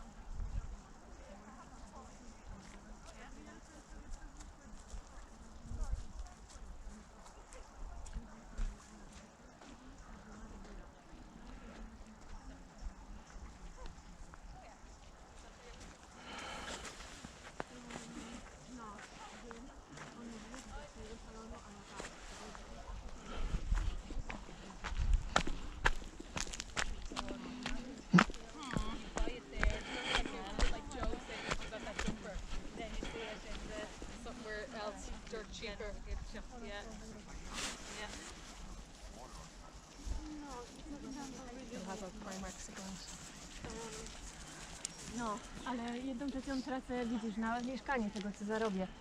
Więc to jest lipa, ale jak do Portugalii to jest tak dobre. Tak, na Portugalii to tak. Ale mam pracy.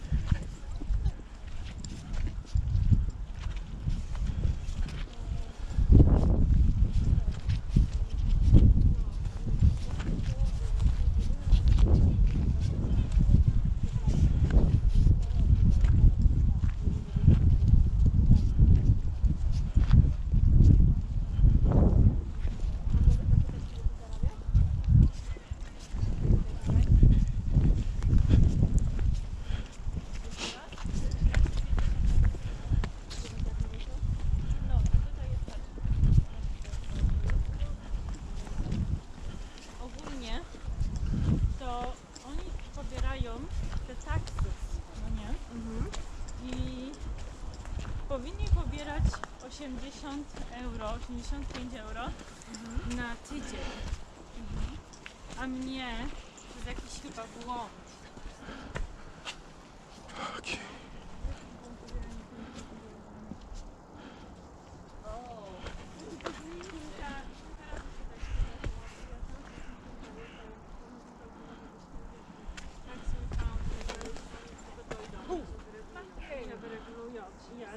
Nie będę musiała ja zwrócić kasę, co będzie się bolało.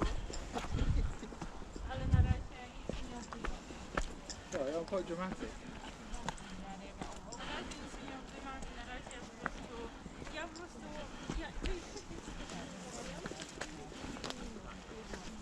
Right, babe.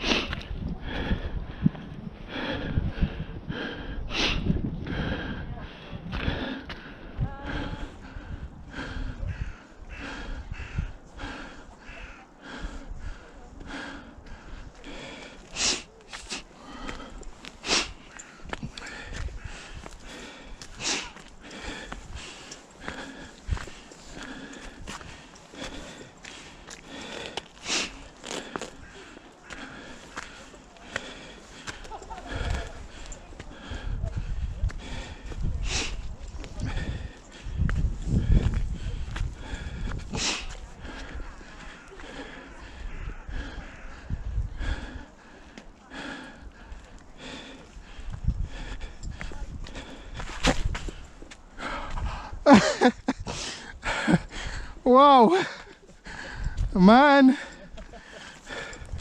mountain ice skating.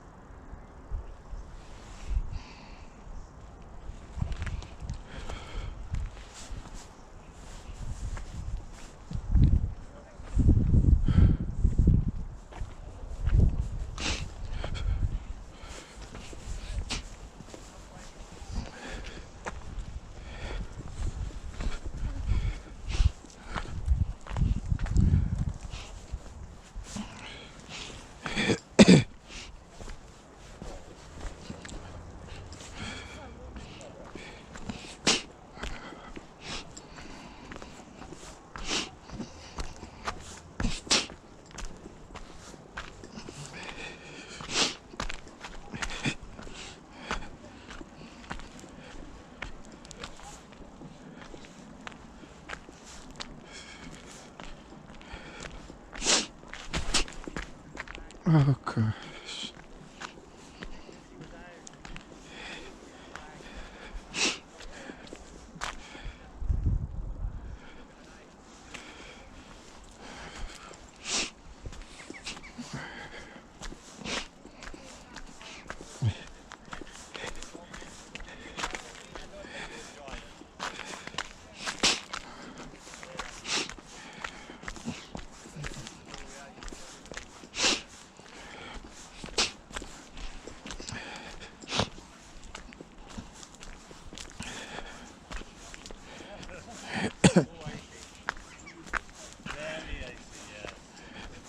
It's not going up, it's coming down. La la la. Yeah, certain way. Ah, yeah. Yeah. Thank you. If you get over. Ui.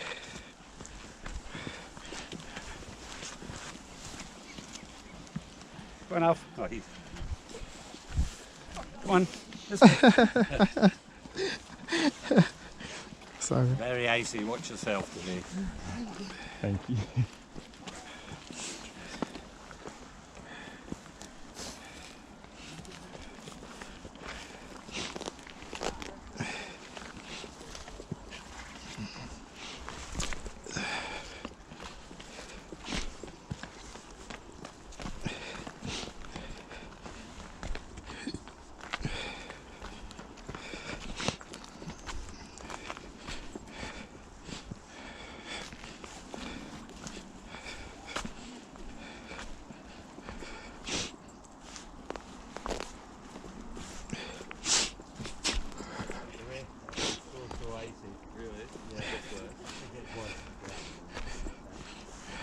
I walk here every day, and I would say you could do it, but it's very. Is it much further? It's you've got a long. Yeah, you've got. It's on a normal day it would be 20 minutes from here. Today, it's double back. Yeah. It's not the going up; it's the coming down. I can tell you that is slippery. Yeah. As I may find out. Yeah. Pick your. People are doing it, but they're like Bambi on ice. Yeah. But some people are getting to the top, but up to yourself. The nicer walk today would be to go back down carefully and go and walk the crags, which is the Saraswood Crags, over there. Don't go over that. And there'll be bits of grass that you can walk on into the top here. And that would be a lovely walk. Because it's in the sunshine, the views will get everywhere. And when you're coming down, you can walk in long grass. So, that's the best of it. Yeah. No. Well, I walk here every day.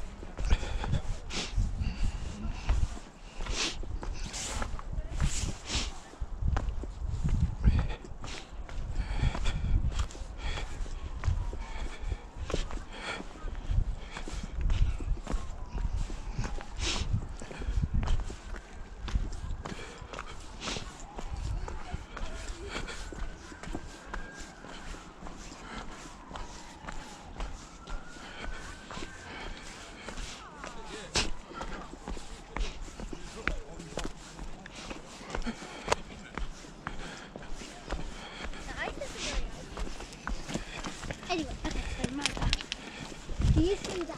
No,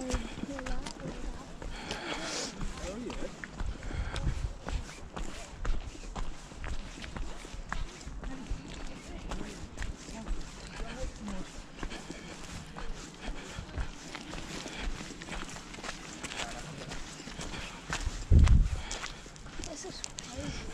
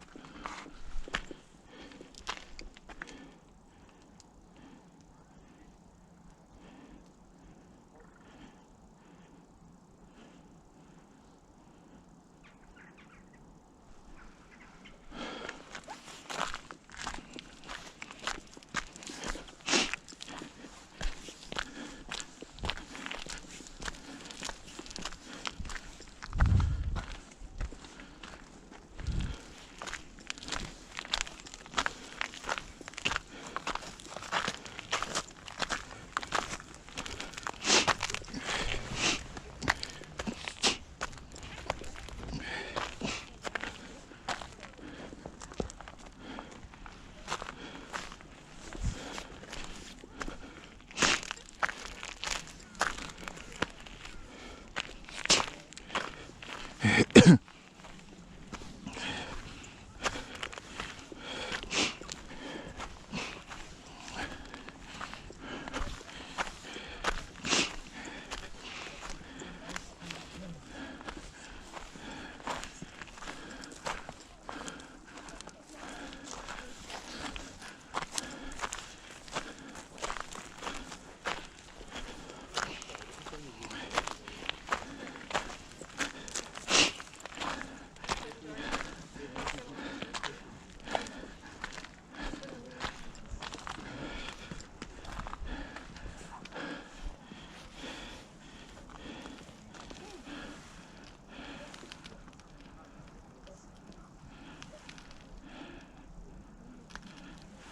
they didn't even back.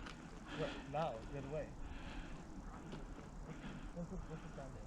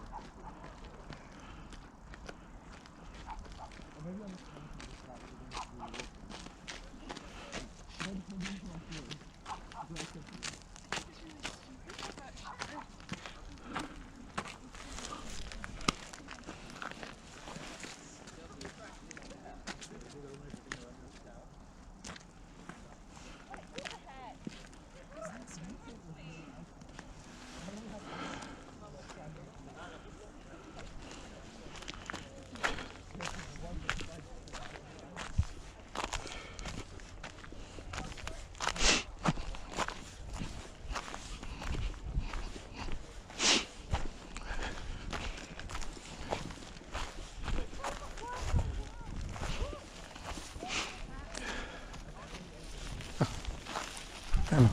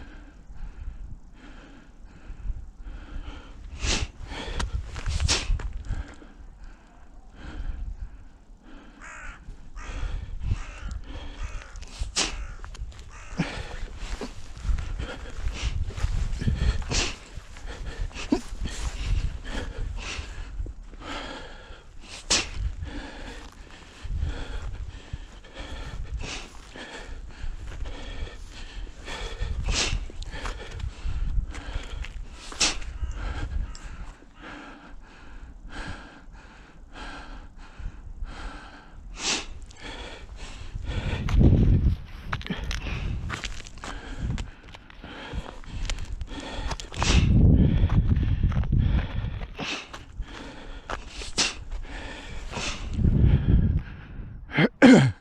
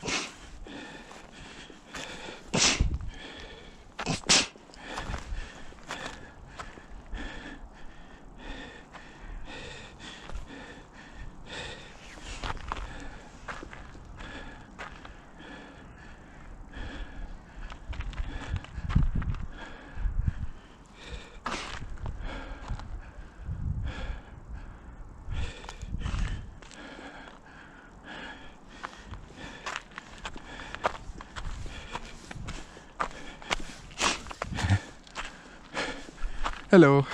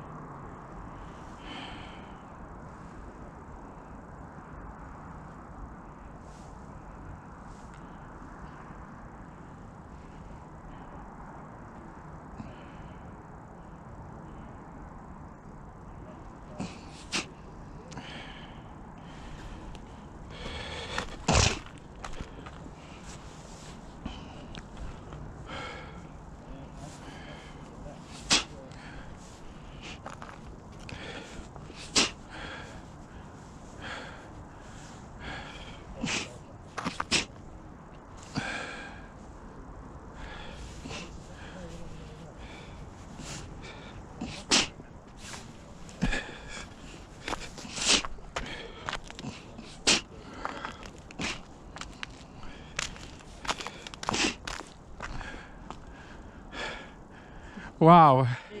It is wow, but it's slippy, isn't it? Pardon me? It's slippy. I know. I mean, what a time to choose to come nearing the edge. The edge of reasoning, huh? Gosh. But it's beautiful. I know.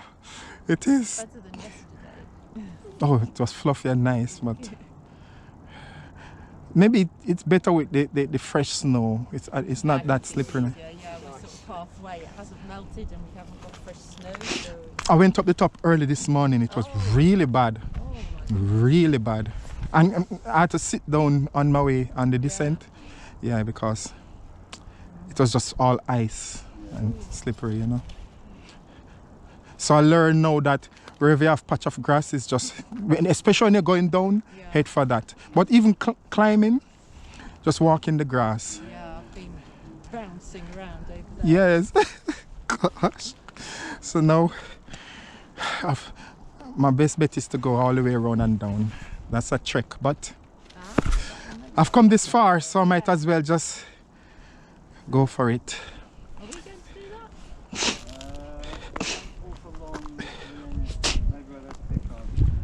I think this is one of the peak along the edge. I think that also that bit too.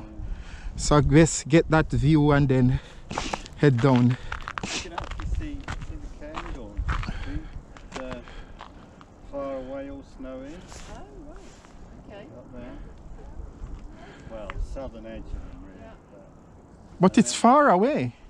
The snowy ones in the very distance, yeah? Yes. To the right of the windmills. Yes. With like a mountain range, which the right side is partly green and a little, maybe a quarter of it is white. Stuff's only 20 miles, 30 miles away, but the snow covered stuff is... Oh, there's more behind it, that's it. It's like 60 or 70 miles away, that stuff. Oh, so that's why there's this contrast, the green and the white. I thought it was just one. No, that's the motorway to Perth goes up through that gap. Oh. Kind of beyond there. Okay. And those ones are not so far, but there's some others in that distance as well. I can just imagine back in the days when the place was covered with forest and people have to trek from the Highlands down to London. Gosh. But it hasn't been forest for a long time. With all the wild animals, wolves. I would imagine there were loads of wolves then. Well, I think they killed the last wolf about 200 years ago. They're reintroducing them now. So. They should. Why? They're reintroducing them where it's all fenced up. Fenced up, that's good, because then we'll become dinner. Yeah. And you know, British people love the walk. You know, so it wouldn't be ideal. But every so often you hear that an animal escapes somewhere and you're like, whoa, okay. Yeah. Hopefully it's not there. Well, it would be good because there's far too many deer. That's why it's a problem with reforesting, because the deer eat all the trees. Yes, when they're deer tiny. have no predators, so there's far too many. And they can't cook them out quick enough. And venison's expensive. It should be a reasonable price, at least to lower the number. Yeah, that's it. But it's not the case, is it? It's still expensive. I think you get farmed, but it's not so popular. Don't know. Venison. I mean, it's really nice, but yeah, but most people don't. Yeah. It's a rich flavour, eh? Yeah. Like pheasant and all those. You sometimes see it in, I don't know, Sainsbury's or somewhere. Venison. You do, but it's farmed not. venison, yeah. Maybe it's an acquired taste. Factory farming, that's the problem. So pork is so cheap that nobody buys anything else. Chicken. And the sacrificial bird obviously is like the world's global flesh food. You know.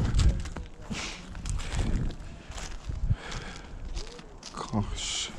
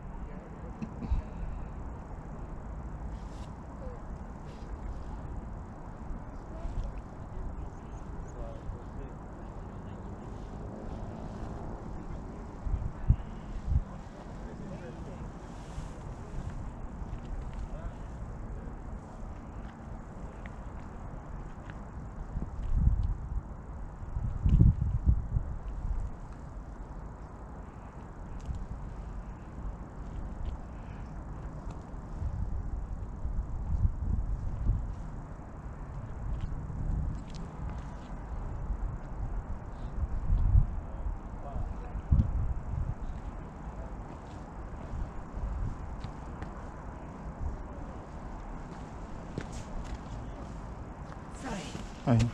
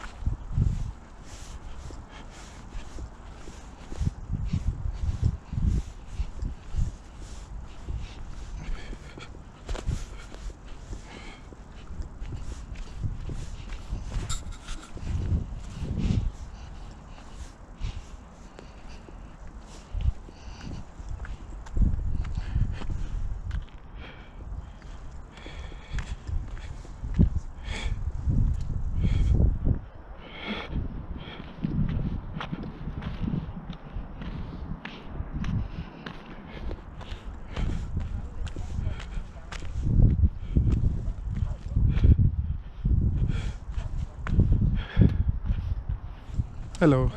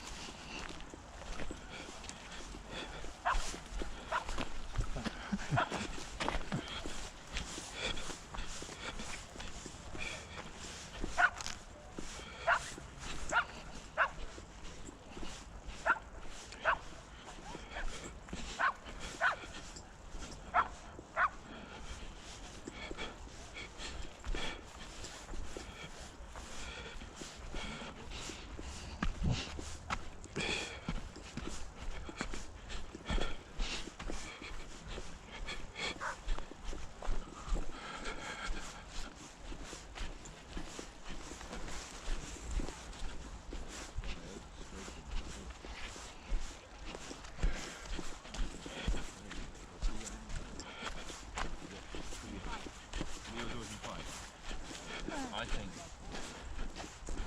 things are quite evenly matched now. But I think the only thing that would go against me is that I think there's still like a subconscious, submissive to him being my big brother. There were times when I was like, look, no. Oh yeah, there's no.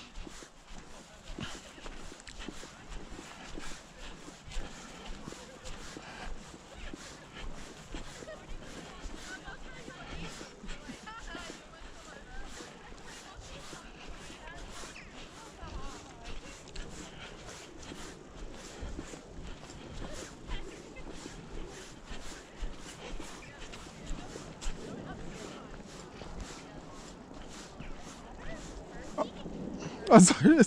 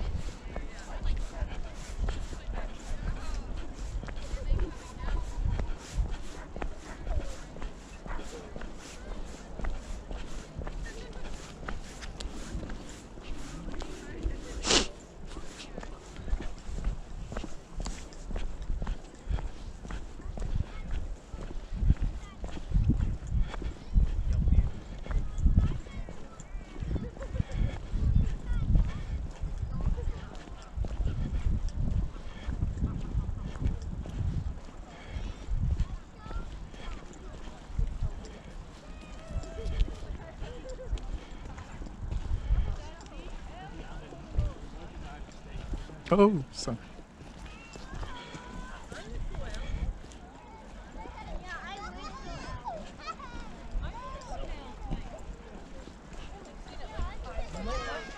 There might be out too. No, there's actually not. Guys, when we walk that is out.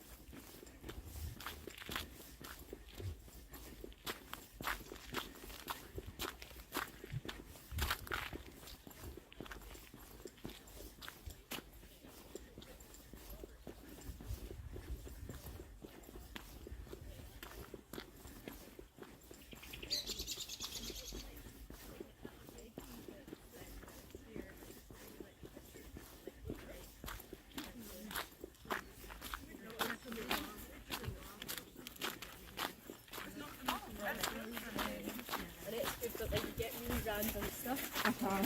I've never seen you doing it.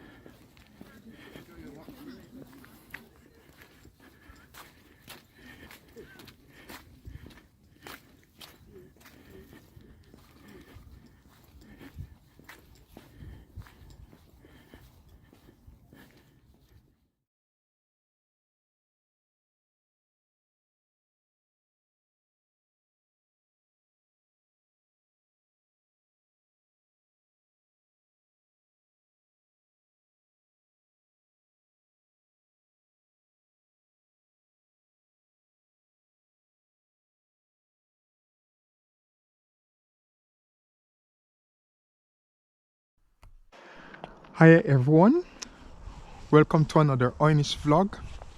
Today I am in Newington and I am revisiting this place, having visited during February where I did a pre-spring vlog. So I am nearing the Winton Castle Estate, the Winton Castle Estate. In the previous video I told you that this is a private estate where they have function and events for various groups, so it's private access only as it's stated on the gate, but it is apparently a great place, a great getaway for people who want to, you know, relax, have some fun. They have shooting course, assault course, etc., various stuff. But in the Winton or Newington area in general, it's good for foraging, and that's the purpose of me visiting.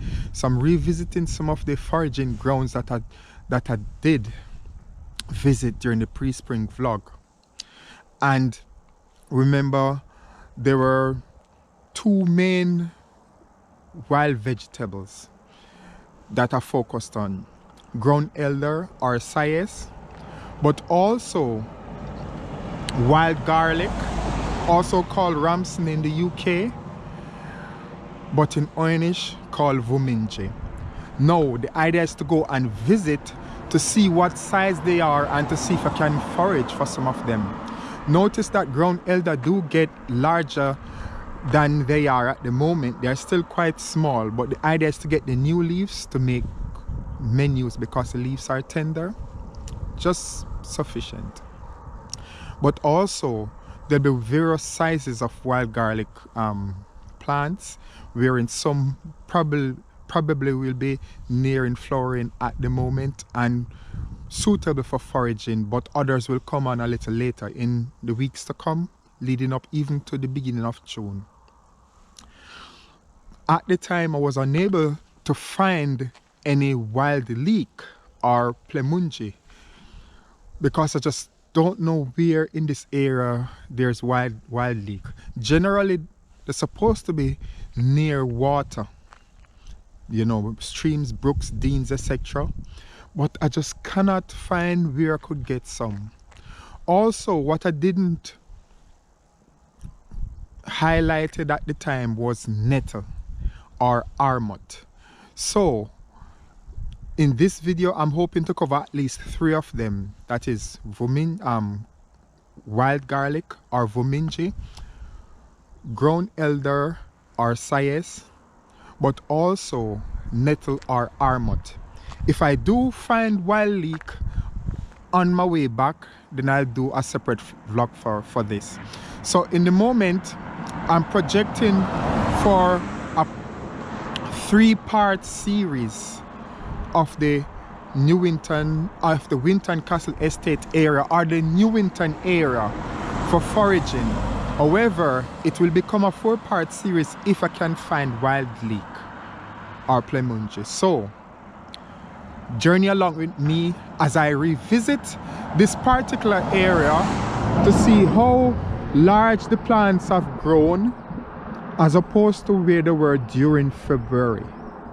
So thanks again for vlogging with me. And as I said, this area is famous for businesses to do events and so forth. I don't know the full details, but as you can see, the website, everything is online. Maybe one day I'll get to do an assault course there. Obviously, I think it's more corporate events. Nonetheless, hopefully one day I'll be part of some corporation enough to go and do some assault course. But it's a beautiful place, as you can see, absolutely amazing. And I haven't been on it, but I imagine it's well recommended by people. Place of relaxation, and there's just loads of land all the way back there and up that side for various things. So it's a great place, I believe, for, you know, for fun and so forth. So I'll be heading up to go forage for these spring vegetables, and see you later. So hello again everyone, welcome to part 1 of the 3-part series regarding foraging in the Winton Castle Estate environment in Newington, East Lothian. And the first part, in the first part I'll be focusing on ground elder or sayes. In February, remember I came to this patch. Actually, in the video, in the description below, I'll leave you a link to the pre-spring vlogs I did regarding wild garlic, ground elder in this environment. What I didn't add was nettle and wild leek, but if I can find wild leek, I'll add it. But there is nettle, so I'll do a vlog on it. So that's the 3-part series that would complete the 3-part series.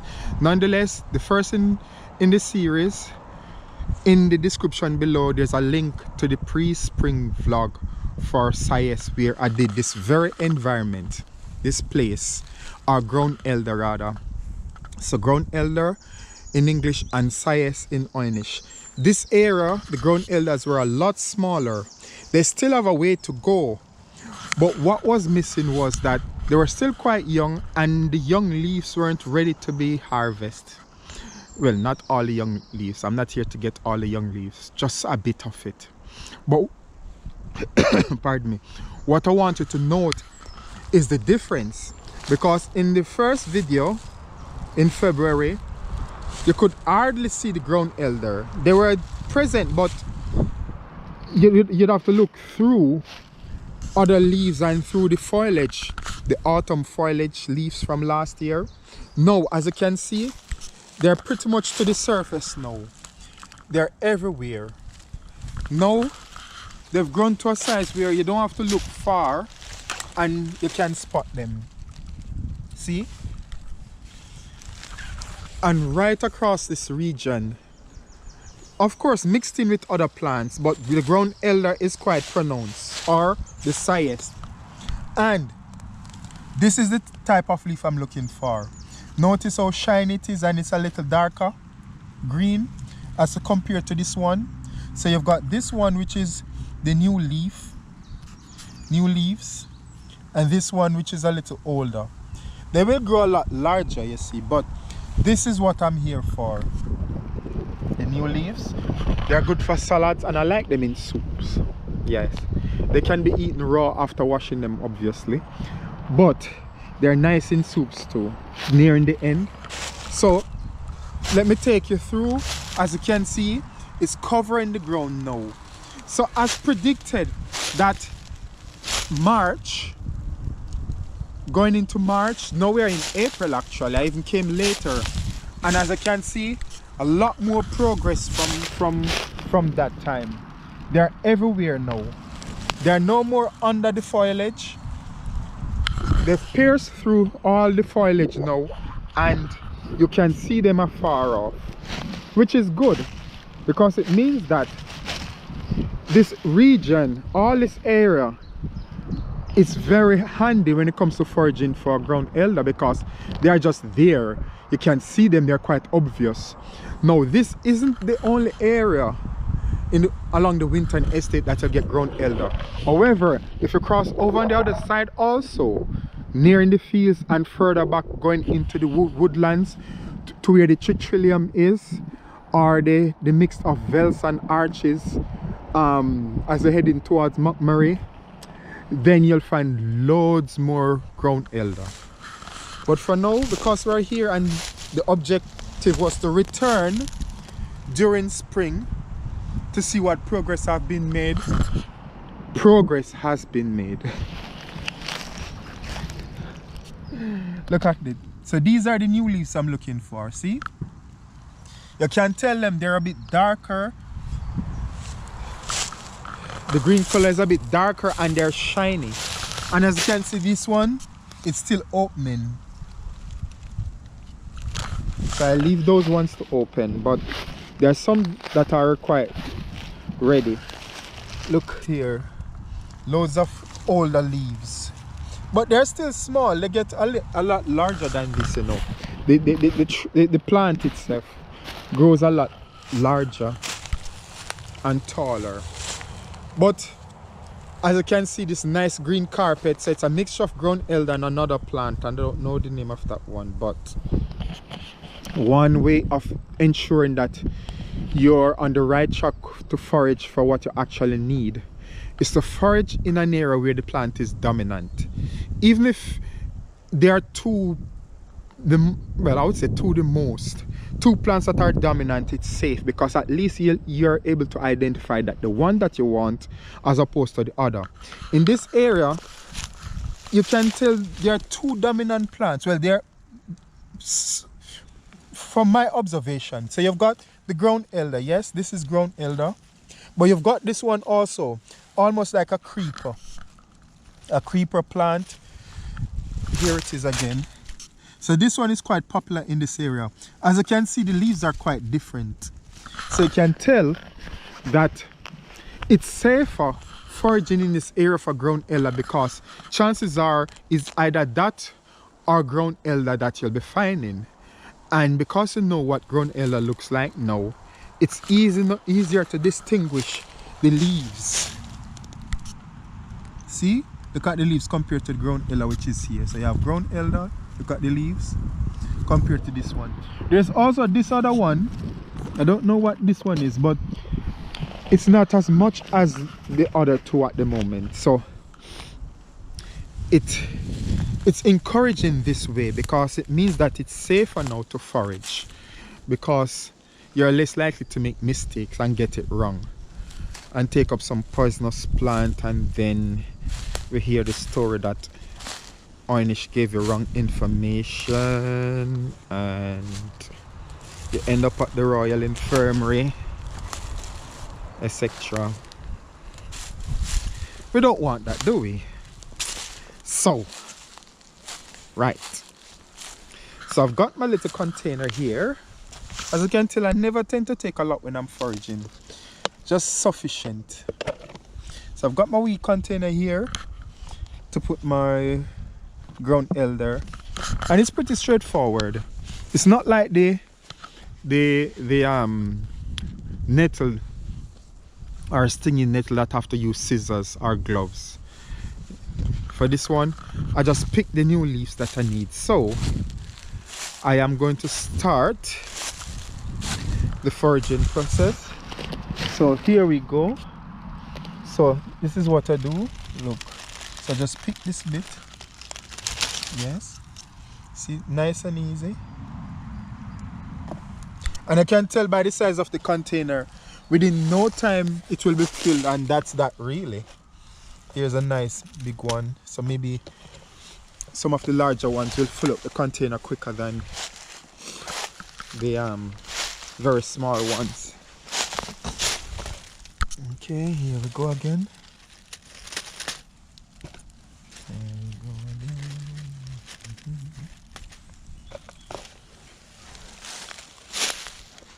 You know, this is the part I love with foraging, because when you're in an area where what you need to forage for is in abundance, it's so easy. It's very easy. So when you're choosing to forage, go into an area where you've got lots of it, because it means that you don't have to go far. You know, sometimes you might not be that fortunate. There's still an area that's forageable, but they're sparsely populated, which means that you have to put more effort into your foraging, which is exercise, so don't worry. It's not a loss. Here we go again. See? Pretty straightforward. So foraging is not a difficult process, you see. And it's good exercise, you know.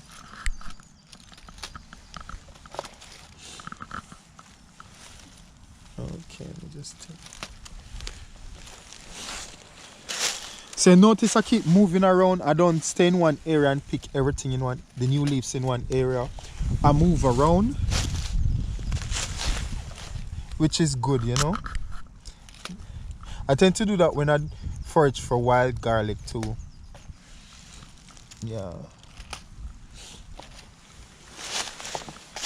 I'm getting there. Like that. Go to another area.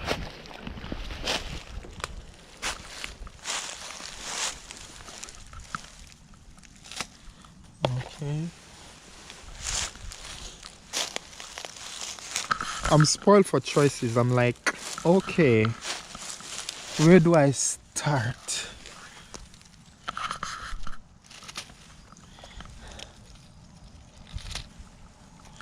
Here's a nice big juicy one. Look at this. Ooh. Almost look like marijuana. Shh. Because they're going to say, oh, it's Jamaican Marijuana Association. No, people, this is ground elder. It's not marijuana, so do not call the police. Actually, call the police and we can go forage together, I guess. He'll be delighted. It's good for his health. Police need to live healthy too, so they need to come and forage for ground elder too. Yep. So summon them. Okay. Let's Get some more ground elder. Yeah. Here's another one. Yeah. You see how quick it's filling up? So as you can see, when I go foraging, especially for things like ground elder, I don't take any big container because I don't need all that. I guess it depends on the size of your family. Because I'm just taking for myself, I don't need a lot, you know. And I'm not even scratching the surface of this area in terms of foraging for ground elder. I'm not even doing damage, really. Chances are they'll grow old and withered away during autumn, I guess, or summer, because no one seemed to come and forage for them anywho. So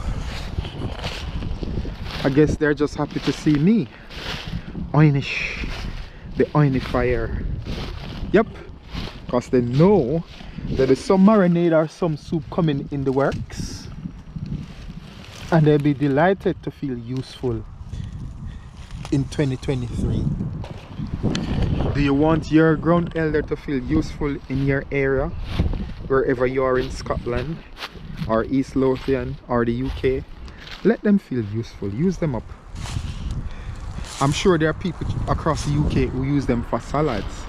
You know, I'm not the only one out foraging for ground elder. I'm sure you have some Scots using them for maybe other stuff, maybe alcohol. I don't know, but I'm sure people have ingenious ideas for using their legal marijuana. It does, in that sense, the young plants almost look like marijuana. That's why, sorry, I'm laughing because I know it's funny, because being Jamaican, maybe the first thing that people going to sort of associate with it, oh, marijuana. It does look a little bit like marijuana, doesn't it? But people in YouTube land tell the police. I think that's what they say in Scotland. The police. It's ground elder. Can you imagine if it was all marijuana? There'll be security services around here to shoot you off the property. I was talking about money, if that was the case. But as you can see, not us so care about the ground elder. It doesn't carry the same value as marijuana, so they're delighted to be picked for purpose, and Oynish is here to do so.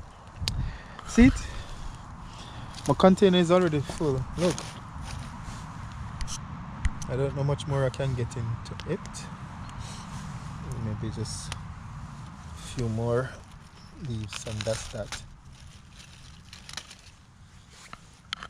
There you go, see? And that's the ground elder.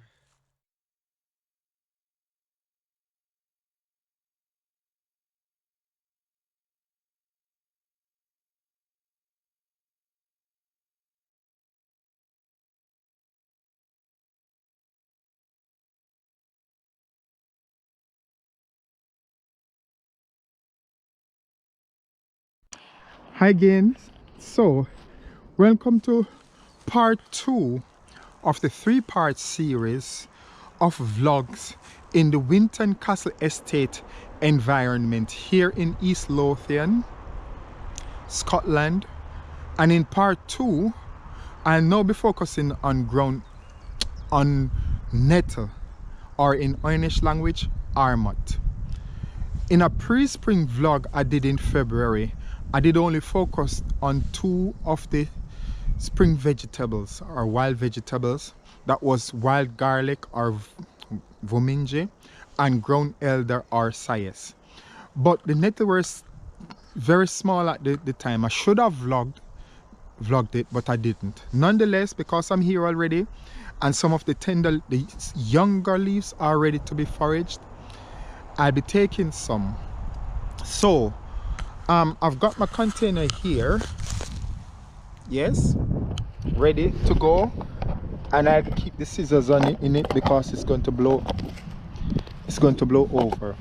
So I'm looking for nettle, and I'm thinking about this area just right along here. I can find nettle. The ground elder environment is over there. I just did the vlog regarding ground elder Sias, which is just over on that side, so it's quite close. And just across from this path on this mount, you can find you can still see ground elder, but this is what I'm looking for: nettle, young tender nettle leaves. So it's dotted amidst the ground elder, yes. So as you can see, they're still quite young, but all I need is some of the young leaves to go into soup, to add in nearing the end of the soup. Because they're so tender, they wouldn't take long to cook. As you can see now, we've got some nettle or armut. So this is what I'm looking for, yes. Let me see if I can find some more. Oh yes, plenty to be add. So even in this mound, you've got loads of ground elder, but amidst it all, there are the plants, the nettle plants. You see? So it's like that. I did a vlog in Roslyn the other day, and it was the same thing, wherein the nettle, as opposed to the ground elder, was hidden amidst the wild leek. This time it's mixed in with the ground elder. As you can see, all the way down, they're there, nice and healthy, growing nicely. Obviously they get a lot larger than this, but I prefer the leaves at this stage. Now obviously when I'm foraging for the leaf at this stage, I don't take a lot, you know, so just be mindful when you're foraging for nettle, because you tend to get a lot more when they're larger. But pardon me, ooh, I'm belching, big belch, sorry, I'm belching on YouTube. Terrible. I'm talking about food, that's what happened, you know. When I start to talk about food, the stomach automatically starts to demand food. And I'm foraging. I'm nowhere near civilization, so I don't know what my belly's talking about. Right, nonetheless, here we are. Ground elder.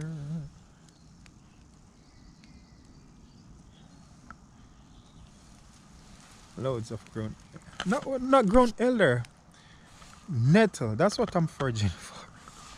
You see, I'm getting confused because there's so much. Look at all these ground elder plants. No wonder I'm saying ground elder. It's the nettle I'm focusing on. I've already got ground elder.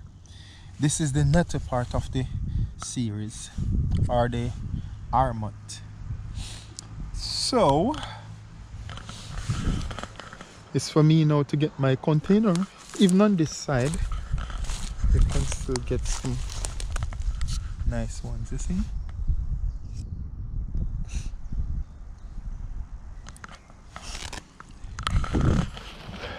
So as mentioned in previous vlog, I just use a scissors to cut and put it directly in the container, and it's just a small container too.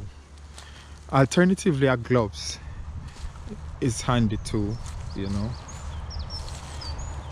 a thick plastic gloves, the one that you used to wash, those nice kitchen gloves that you get in the supermarket. Well, I'm here in the UK. I guess if you're in the States or wherever in Europe or even wherever they've got nettle, can do the same. I'm sure you can get gloves, plastic gloves. Not the thin ones though. Doesn't help. The thick ones. So it doesn't pierce. This spiky bits on the metal doesn't pierce through. Right, where do I start?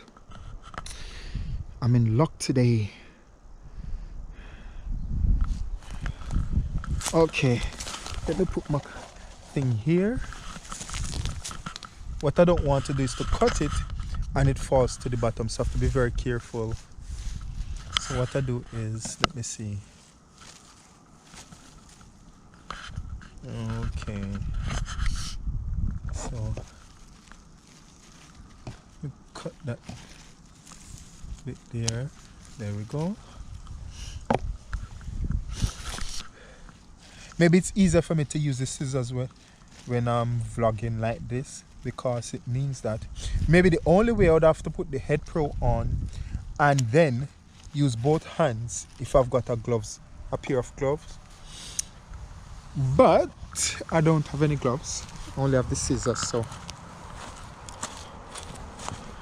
this is the process. Okay, put that there. Here's a nice one, nice, healthy one. Top. As you can see, that container will fill it with full in no time, because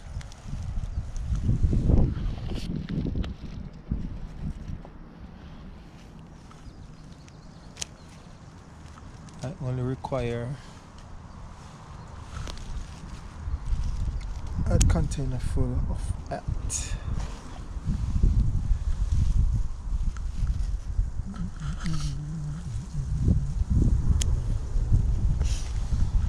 However, as I mentioned, by May going into June, the plants are a lot larger and they'll start to flower and then, you know, give the seed for next year's growth.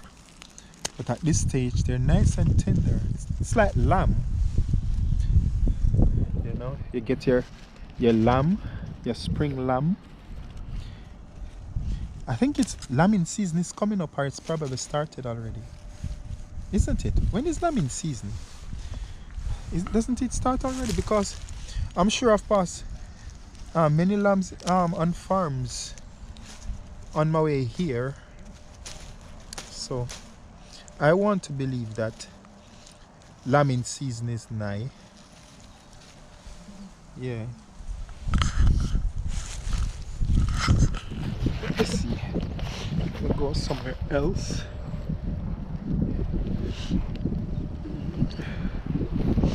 So let me see. So this is what I've got so far.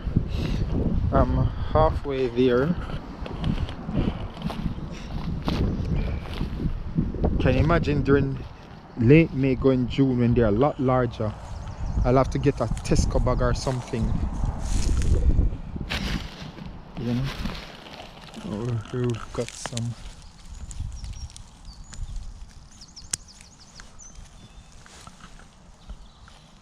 Okay.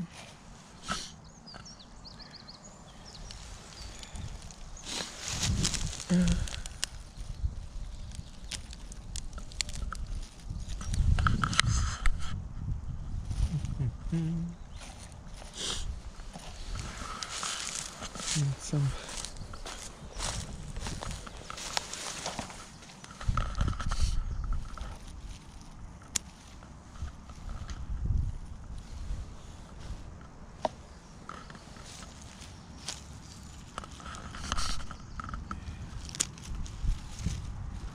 It's very handy with the scissors. It's just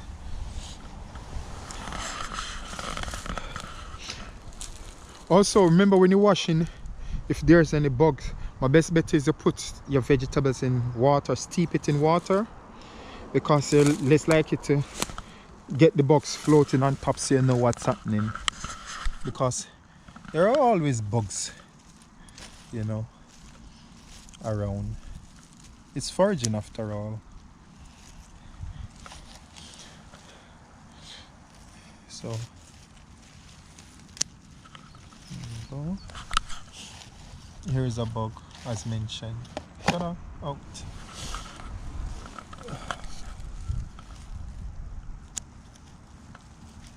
Oh, I'm losing that one. Come back. Maybe one of the things is to shake it a bit first, probably. That helps. It might not get rid of caterpillar if there's caterpillar on it, but at least the small bugs.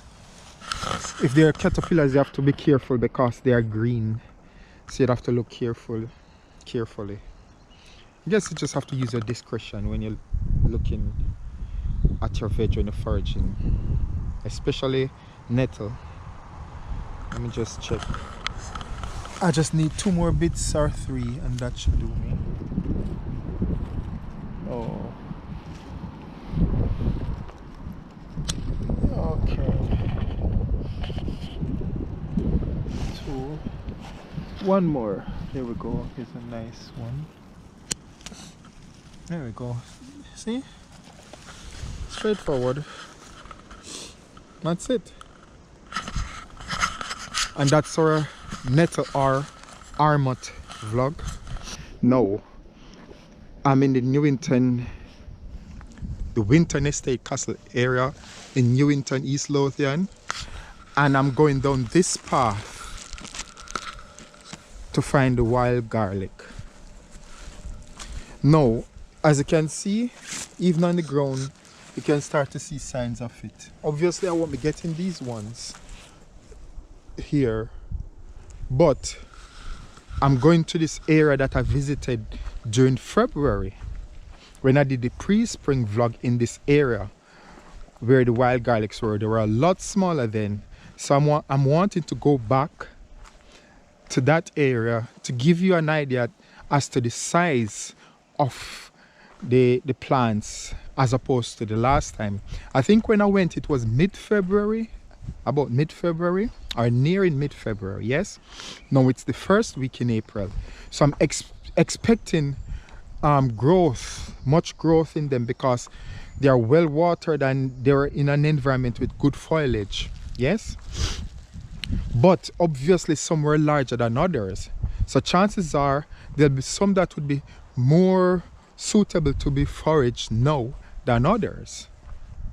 No, in the distant, in this area just beyond there, that's the part I was telling you about. That's the place I visited. I hadn't been up the hill there, which would have been handy, but as you can see, all up that hill, that green carpet along the hillside, let me see if I can come this way, that's wild garlic or vominji. Now, when I came here first, I didn't go up that side. No, I could have probably. It would have been easy. Let me check. Maybe it would have been easier going up there. Yes, it probably would have. See, I could have just gone up there quite straightforward.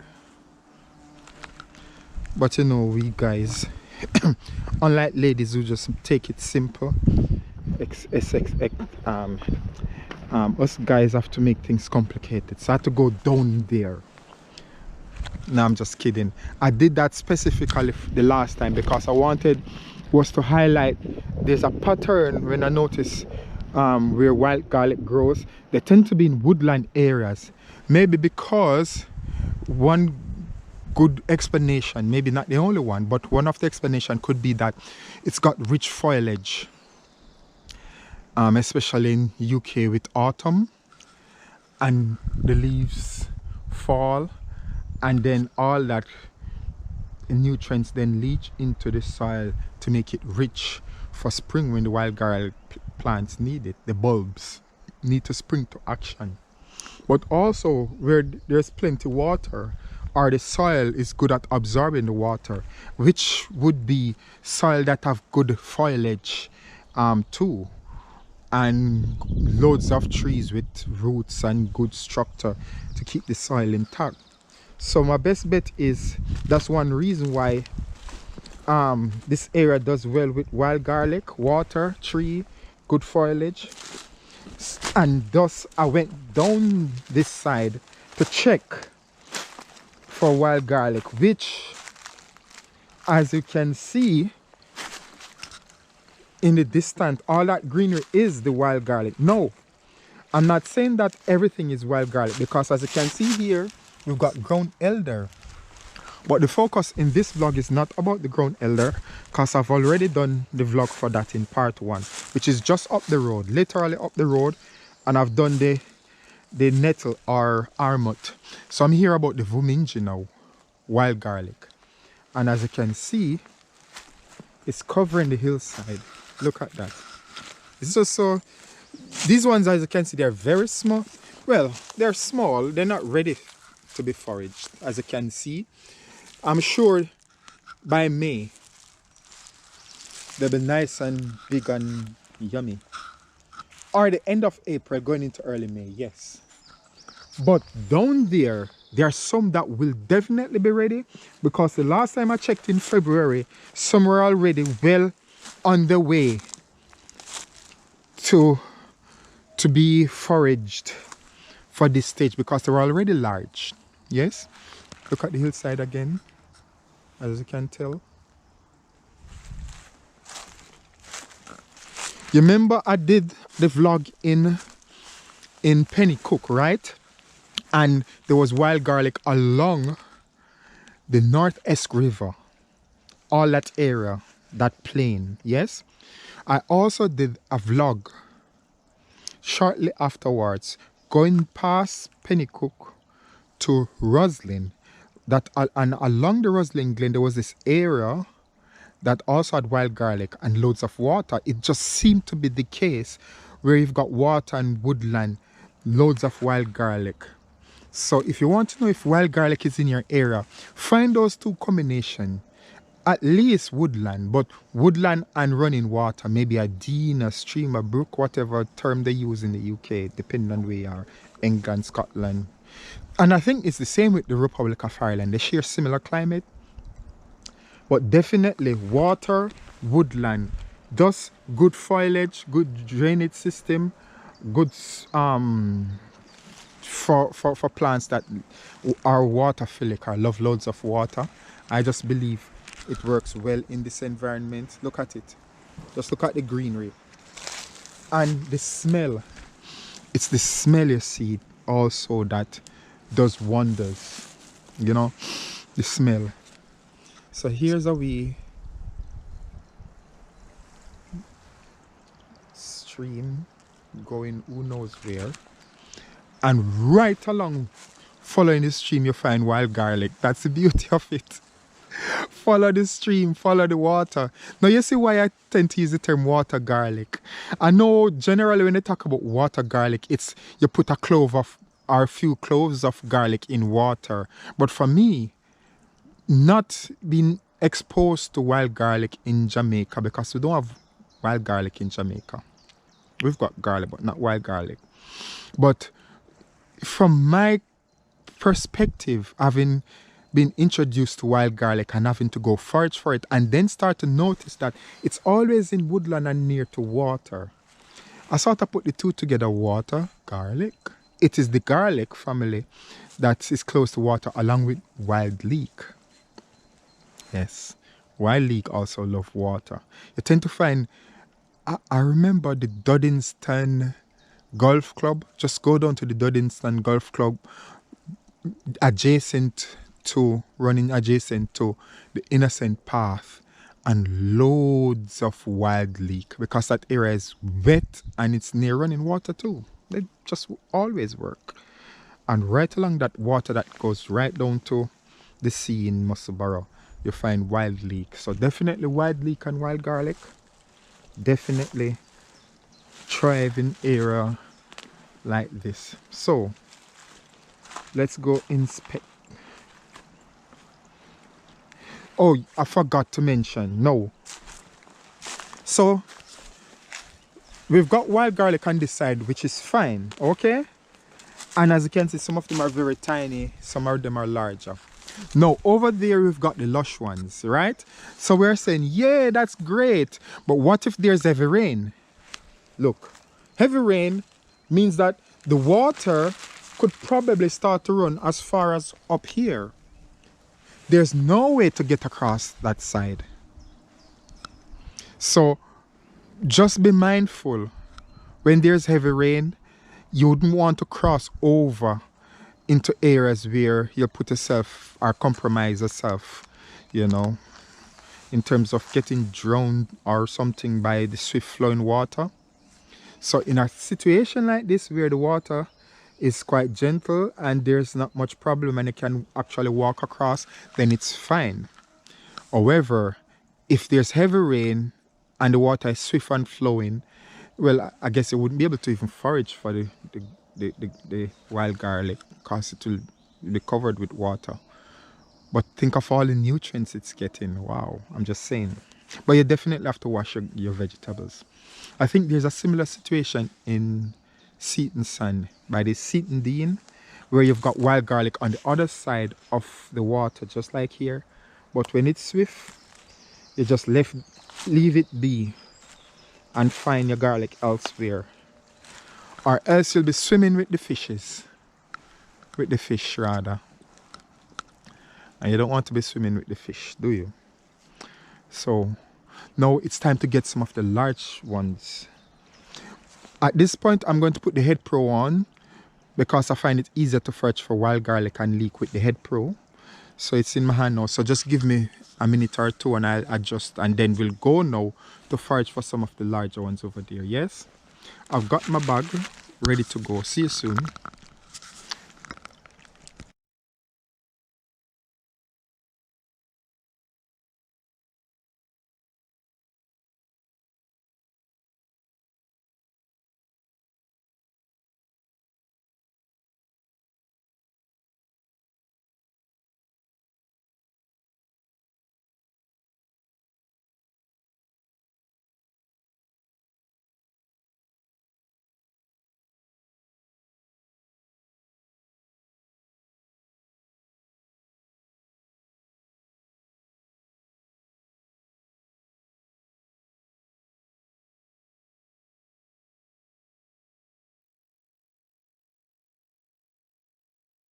Hi again everyone, welcome to another Oynish vlog.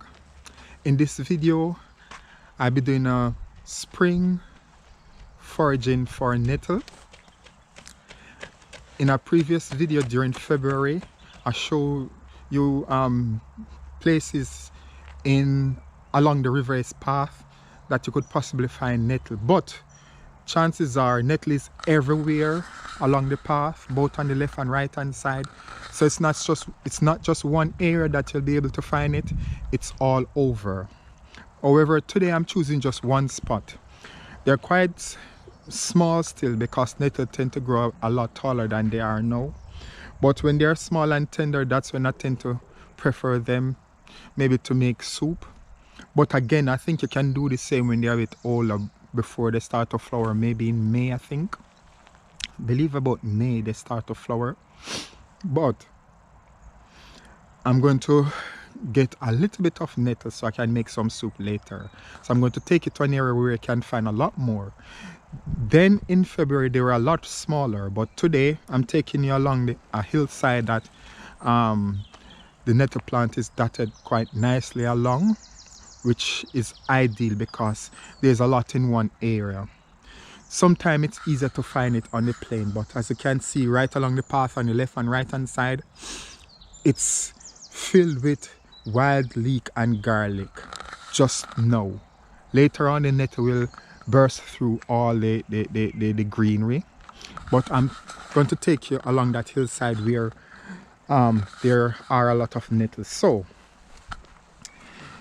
this is Musselburgh, and as I always said, you know, about Musselburgh and foraging, it's for all the people to enjoy, you know, getting a bit of stuff. So when you do forage, you do it with discretion, you know, take a little at a time so that everyone else can get some. So this is just one area where you can find nettle, but compared to February, as you can see, the nettle plants are a lot larger now, a lot larger. But again, this is still small in comparison to what their normal sizes when just before the flower. But right along the hillside, you can find You can see the nettle plant.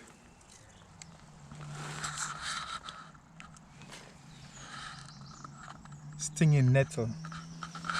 Or in Oynish, armut. Yes? So, plenty of armut plants. Here we've got some more nettle. Yeah. So just this cluster alone. So can you imagine just this cluster alone? This small patch. When they're at peak fitness, they're about this height, I think. So there'll be a lot more to add.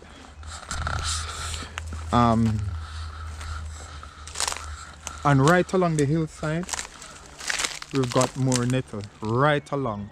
So this is ideal, except obviously on the plain it's a lot more easier to forage for. But you know, you don't always get things easily.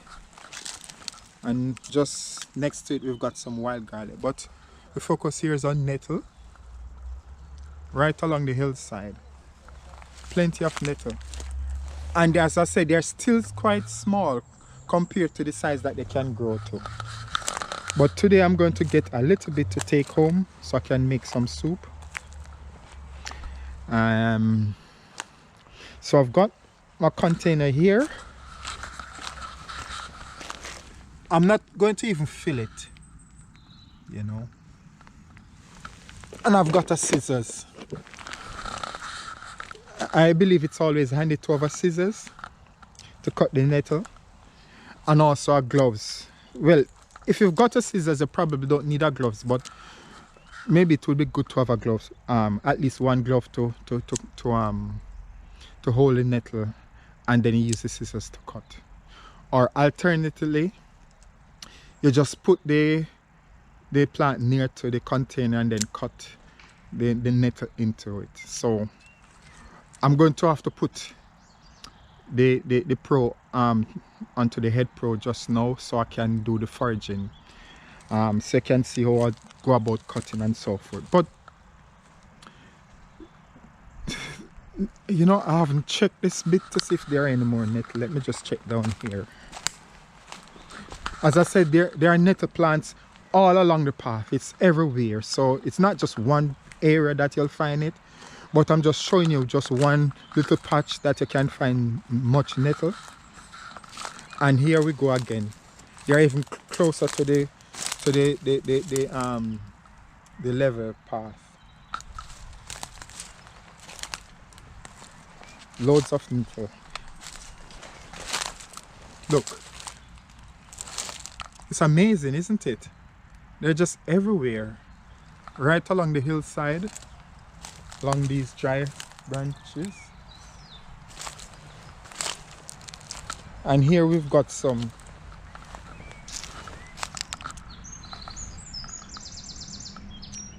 yeah.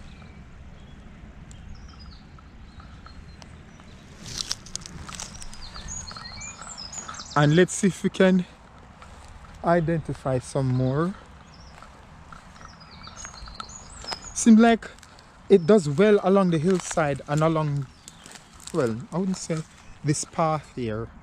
It's just a few along the path, but the hillside seem to have a lot more in this region of along the River S path. But right along, as you can see, all that greenery are nettle plants, yes, or armut in Oynish.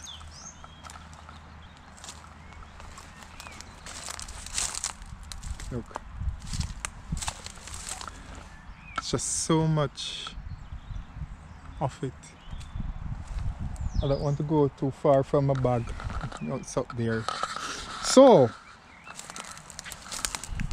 springtime is here, and just as predicted that you'll start to see they're coming into season, but nettle isn't full into season. I wouldn't say, I would give it until April, maybe mid to end of April, when they are a lot larger.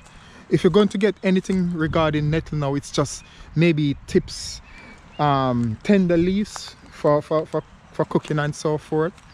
Yeah, but other than that, it's normally April going into May, even June. Here we've got some more.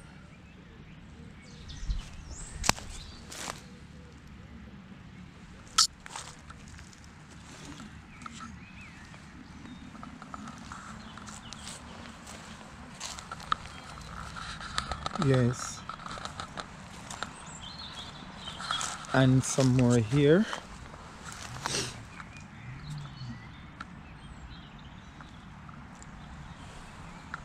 Right, I think it'll be a bit more difficult to get the ones between the branches, the dry branches, unless you step on them and break them, I guess.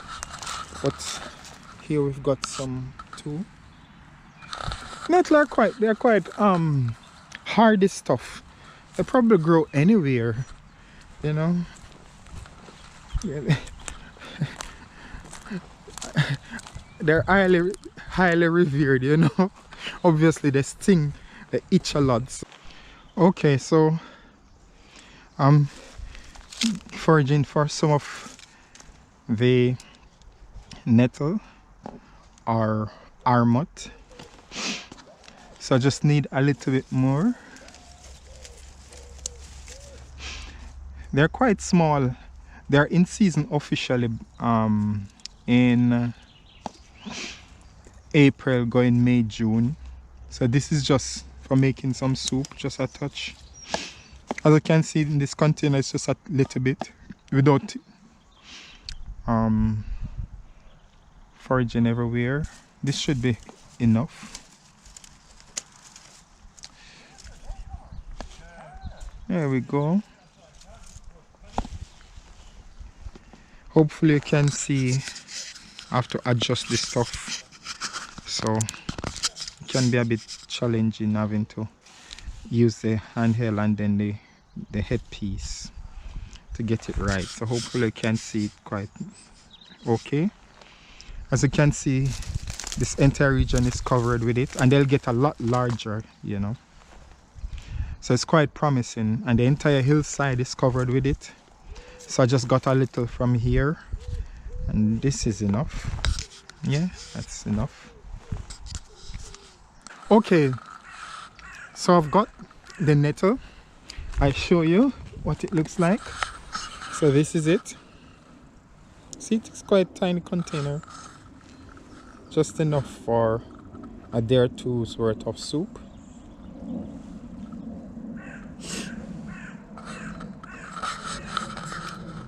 But as you can see, the leaves are a lot larger than they were when I showed you in February. They were very tiny then, and they're a lot larger, but yet they do get larger than this still, in essence. So yes, things are just looking a lot more lush in Musselburgh than last month. So it's a plus that we can see things coming into season.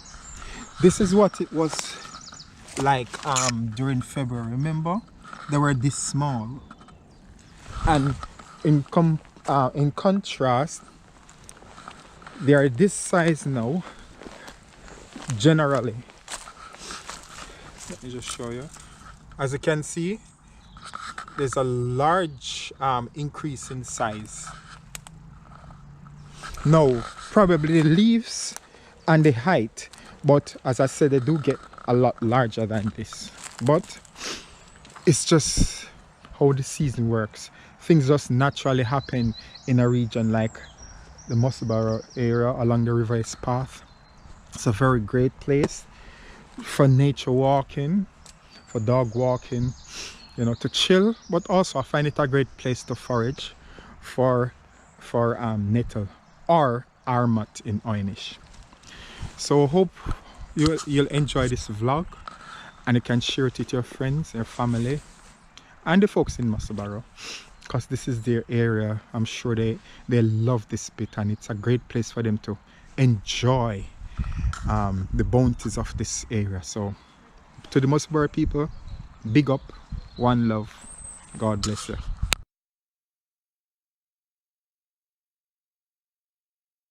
Hi again, welcome to another Oynish vlog, and in this video I'll be doing part 2 in the series of foraging for wild garlic. In our previous video during February, I gave you an idea of what wild garlic looked like in this area. They're quite small, and if possible, if I can show you what they look like, some smaller plants. They were about this size then in February, yes? But now it's March, and I did mention that as we approach mid to end of March going into April, they'll start to come into season. And throughout this area along the path along the River Est in Musselburgh, there are plenty of wild garlic to be seen. Just along the path itself, as you can tell, when they're a lot smaller, they weren't that easy to spot sometimes, but look how large they are now. And even 2 weeks time, some of them will get a lot larger. Some of them will start to flower soon. They start to come into season at different times. And just across the path, as you can see, it's everywhere. Lots of wild garlic. And these ones still get larger. Some of them, that is. So they're good for stir fries, you know, for making soups and all that. Oh. Dog, yeah. So I'll show you some of the progress that have been made throughout the spring time. It's only the 4th week so far. So I think today is the 25th, 26th, Sunday. And I'm going to show you one of the region. Sometimes I wonder if it's nice to, when you go foraging, if there's a wild garlic patch, it's got a special name. There's a wild garlic area, the ground elder area, the nettle area, the wild leek area. If in a particular area, a particular plant is dominant, like where I'm going now. But this is just to give you an idea of where we are in terms of wild garlic in Musselburgh. And I said they are growing. There are some that are younger still, that are still coming into season and will be ready by May. There are some that are already ready, and there are some that will be better in April. So it's about judging the size. So we're going down into this nice little patch, which, as I said, it's not the only area along the path in Musselburgh, the River Est path. There are just so many different places with it, but I'm just taking you through this little one here. As you can see, it's just everywhere. It's just laden. I'm struggling to walk through it because it's so thick now. It is so thick. Look at it. I don't know if I can go through without stepping on some of them. It's just so lush. Just look at it. The improvement that have been made. As I said, there are some that are still quite small. There are some that are tiny. As you can tell, those won't be ready until way in May. There are some that won't be ready till the end of April, so forth. But there are some that are now ready. So they got different height and size because it means now there's a range of foraging options throughout the season. You don't all have them at the same time. As you can see, these ones are very small. It gives an idea that even up to May, you should get wild garlic in this area comfortably. Even possibly June, they won't all flower. No, you can tell that some of them are ready to be harvested because once they start to flower, like this one, well, it's getting close to flower, so naturally they won't be growing any taller.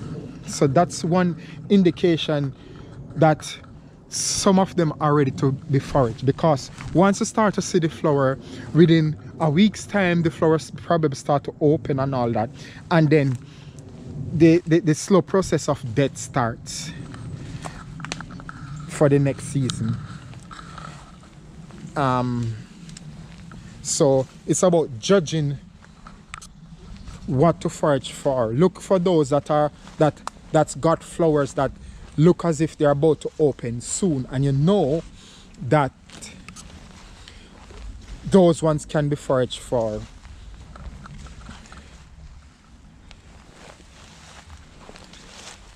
And here's another one. It's strange because this one, look how small it is, and you can start to see the flowers coming through. Yes, and you might be thinking, but they should get larger, but not all of them get as large, and that's the thing. Some of them do get thicker than others. One good way of judging how large and thick the cluster is to try and grab through the stem bit. So here's a patch. So the idea is now to go through here and see how thick it is. As you can tell, without breaking it, yeah, this part is also. So this is an indication of one patch, yeah. Okay. And that's good for harvesting. But as I said, some do get larger than others. It's just how it works, you know. They don't all grow at the same size. So that's one of the things. Probably in other areas they get larger than this. It just depends on how much soil they can tap into and nutrients. There are various factors that affect the growth of wild garlic or ramson. In Oynish it's Vuminji, or I use the term water garlic sometimes because I tend to find them along riverbeds and so forth. I just use that term water garlic. Some people use water garlic for putting the actual clove of garlic in water, but I use water garlic as the plant itself, this, because it does consume a lot of water, and it's garlicky. As you can see, way back to that end, we've got wild garlic. And what you're not getting, as sometimes when I mention, when I do foraging vlogs, is the smell. That's what you're not getting, the smell of the season, that nice garlicky smell. But the idea, the funny thing is, you get that nice garlicky smell. Obviously, just the name wild garlic. But then you get the same with wild leek. You get the essence of garlic smelling wild leek, but it's a lot more pronounced in wild garlic than wild leek. Yes, in the Vuminji it's a lot more pronounced. Also, if you notice with wild garlic or Vuminji, the green leaves, yes, so it's a nice, this is not such a thick bunch. This one is nice and healthy. Look how nice and healthy this one is. Wow, this is nice. So this still have a bit to go, and you can see the flower is still quite young, so you know that it's got a little bit yet to go. Yeah. Now the good thing with wild garlic and wild leek, though they have that garlicky smell and taste, the secret to them is the green leaves. You know why? So this is wild garlic green leaf, yes? It's packed with chlorophyll, and that gives it an advantage over garlic clove, because you get that subtle taste of garlic. Well, I would say strong taste of garlic, yes, but because it's green and it's packed with chlorophyll, it's got its own unique taste. It's like you're eating spinach that has garlic cooked through it, but in this case it's all in one. Isn't it a nice way to get both your garlic and your spinach in one? This is, I sort of liken wild garlic as a spinach and a garlic come together, because then you can stir fry it, you can steam it just like you do spinach, but because it already has the garlic flavor through the leaves in the entire essence of the plant, then you get both, the best of both both worlds, you know. So here we are.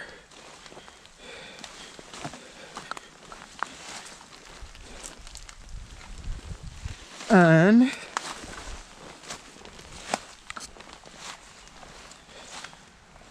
wild garlic.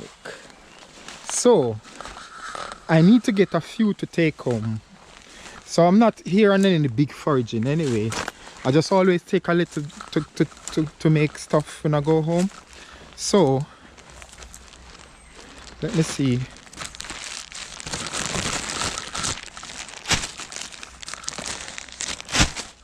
For this, I'm going to put the Head Pro on so it's easier for me to cut and harvest and you can see what's happening. So I'll join you shortly. Okay, so I've got the Head Pro on. So I sort of tilt it downwards so you can see the floor. Let me just tilt it up a bit so you can see the journey through the area. As you can tell, it's quite lush, but I'm just here for a little bit, you know, maybe 2 bunches of it. So let's see. Let me see, I could probably get one here. So what I tend to do is I take some from one bunch. I don't always take all the bunch. I take some of this and put it in the bag. Yes. And then move on. I just feel that it's better to take some off a bunch so it doesn't look empty. The space doesn't look empty. And especially for other foragers. I always think that's one way of leaving some for someone else. I know it might look like plenty of wild garlic, but you know, one have to use their discretion. So that's why I just take a little off each bunch so you don't even know that anything have been cut. I think that's the idea. So it means that others in Musselburgh can pop by and do the same, and everybody get to be a part of the spring experience, foraging experience, things that they cannot do with their locally sourced organic stuff for them and their family. And then all I need is just one more cut, but here's a nice bunch. But again, as I said, only take a little bit of this bit and I leave some, come on, that big. Yeah, so I took probably half of it.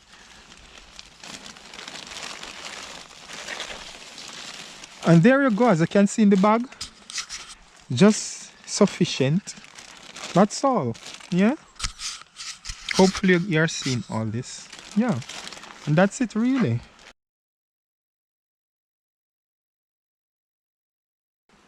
In this video, I'll be focusing or sharing with you a spring foraging vlog for wild leek or Plemungi. That is wild leek or Plemungi. At the moment, I am in Musselburgh along the River Espath.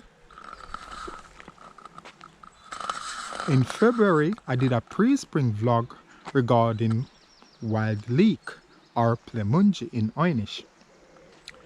And they're a lot smaller, but you're able to see the bulbs, surface bulbs of these plants. No, the prediction was that they would have been larger now and ready for harvest.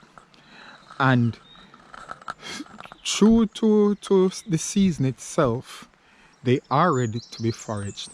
As a matter of fact, many of them started to flower already, which means that by April, by mid to the latter part of April, they start to die out.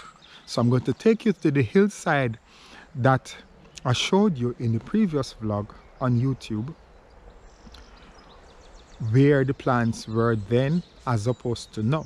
Yes, so let's have a look at the spring version of the same plants that's dotted along the hillside. Remember I mentioned that all along the hillside here we can find wild leek, but even wild garlic amidst the leek, but mainly wild leek or Plemundji. Now let's go and have a look again, and you can start to see white bits along the hillside now.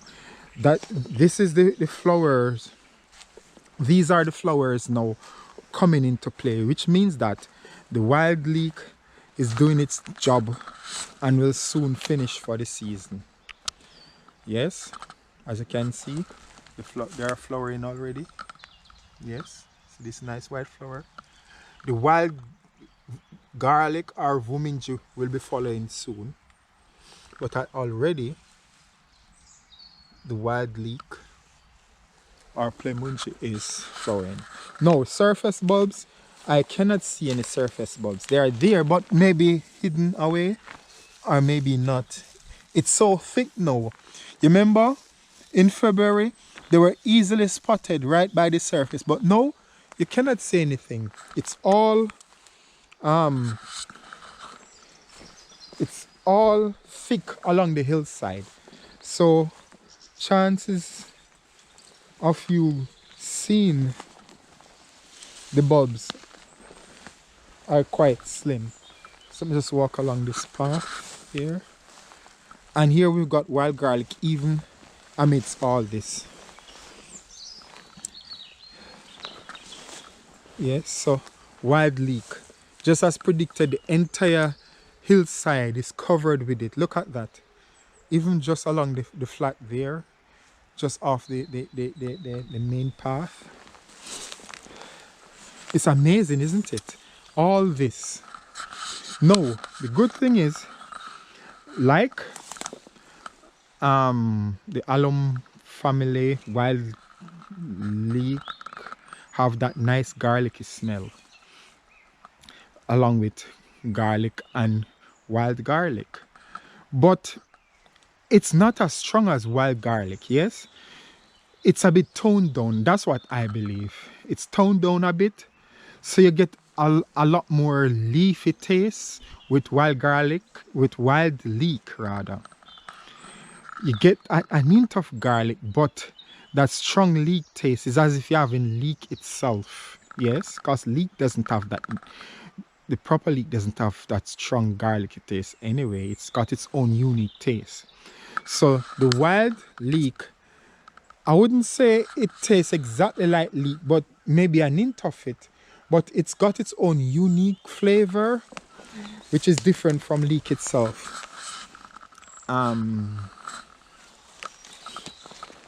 But the smell, the aroma, you can still smell the garlic, you know, and that's the amazing thing.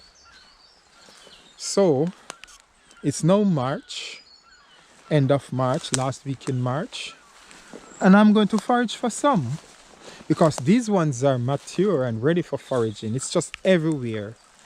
Look how large these ones are. These ones are proper for foraging. No wonder they are flowering already. The leaves are very large, look, and they are long. They are not wide, but they are long. Yeah. So what I'll have to do is put the head pro on while I'm foraging. I've got a scissors. I always take a scissors now when I do foraging, because it's easy for me to cut stuff. So I'll have to get back to you. Let me put the head pro on so I can do the foraging right here in Musselburgh. Okay, so I've got my container here. Hopefully you can see clearly. So I'm going to, let me see, get some here. Let me see. Yeah, it's so thick. I just have to cut through. But what I try to do is to get rid of these bramble bitties and just put it in here. Yeah.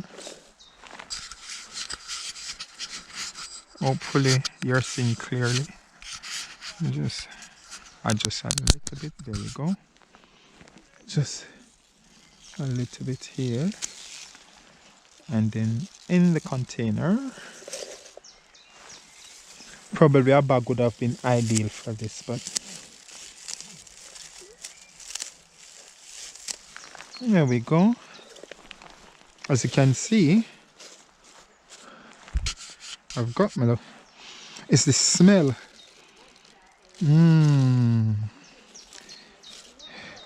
It's not as garlicky as wild garlic, but it's got a very strong leafy smell as opposed to wild garlic. I don't know how to explain it.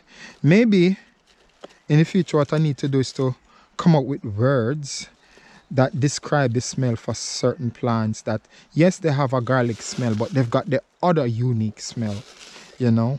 Because yes, wild leek does smell a bit like garlic, but so does wild garlic. And I don't know, it doesn't have much of a leaky smell, maybe an hint, but it's got a unique smell to itself, and maybe giving it its own name probably would work. I don't know, but yeah, that's just me rambling on. So okay, so that's the wild leek. Okay, so as you've seen, I've got some wild leek. Let me show you. Sorry, I closed the container. So I've got my wild leek here. Not a lot, just need a little bit. The good thing is you can find wild leek everywhere in Edinburgh, East, Mid, West Lothian. It's just everywhere. Hold on a second, let me organize this container. Yeah, so yes, wild leek is now in season. It's flowering, and the hillside is becoming dotted with a bit of white because of these flowers. Yeah, it means that not long now they'll start to die off. As you can see the seed inside. Yeah, can you see that yellow bit? That's the seed. Yeah, I don't know if you can. Let me just put it in my hand, so it's probably easier. See that? That's the seed. So now you know that its journey is coming to an end soon. Yeah.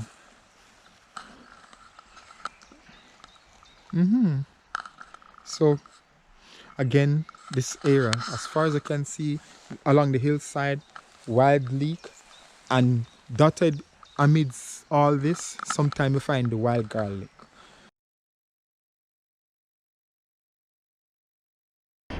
Hi everyone, so welcome to another Oynish vlog. In this video I'll be sharing with you a foraging vlog for ground elder or Sias. In a previous video I did a pre-spring foraging vlog about ground elder, which in Oynish is translated as Sias, and I was in Musselburgh along the River Espath. Now when I showed you at that time, it was nice and lush, and obviously the plants were a lot smaller, but I was expecting them to reach to a reasonable size. Obviously they'll still have a long way to go, but in terms of ground elder, the early leaves are better because they're a lot more tender. But the place that I showed you then is now transformed because they've now cut down the trees, and the trees have now interfere with the entire region. As you can see, it's a completely new landscape. There's still ground elder, yes, but it's reduced by half, I would imagine. As you can see, you can still find ground elder, yes, ground elder, but so much of it has been damaged because of the trees, the fallen trees. Yeah, And now they cut these stuff into logs, and they've got all this bit that used to be ground elder. It's now just tree shaves. It's a shame. I'm disappointed, but I don't, they have the reason for doing all this. The entire place is not, most of it is damaged. I'm so, oh. Here's a little in this region probably. So it's quite, I won't say I'm disappointed. It's just that they've got their reason why they cut the trees. Yes, so they know what the East Lothian Council know what they're doing. But it just means that it's just a lot more challenging to get ground elder, because the surface area that it covered has been reduced by at least a half or 3/4. A half, I would say. But there's still potential for foraging, yes? So I've got a container here and I just need a little. So I'm going to show you what I normally forage for. So yes, so we've got our ground elder. As you can see, our plants, they are still dotted amidst all this what seems as chaos. So they're there still, as you can see, plenty ground elder.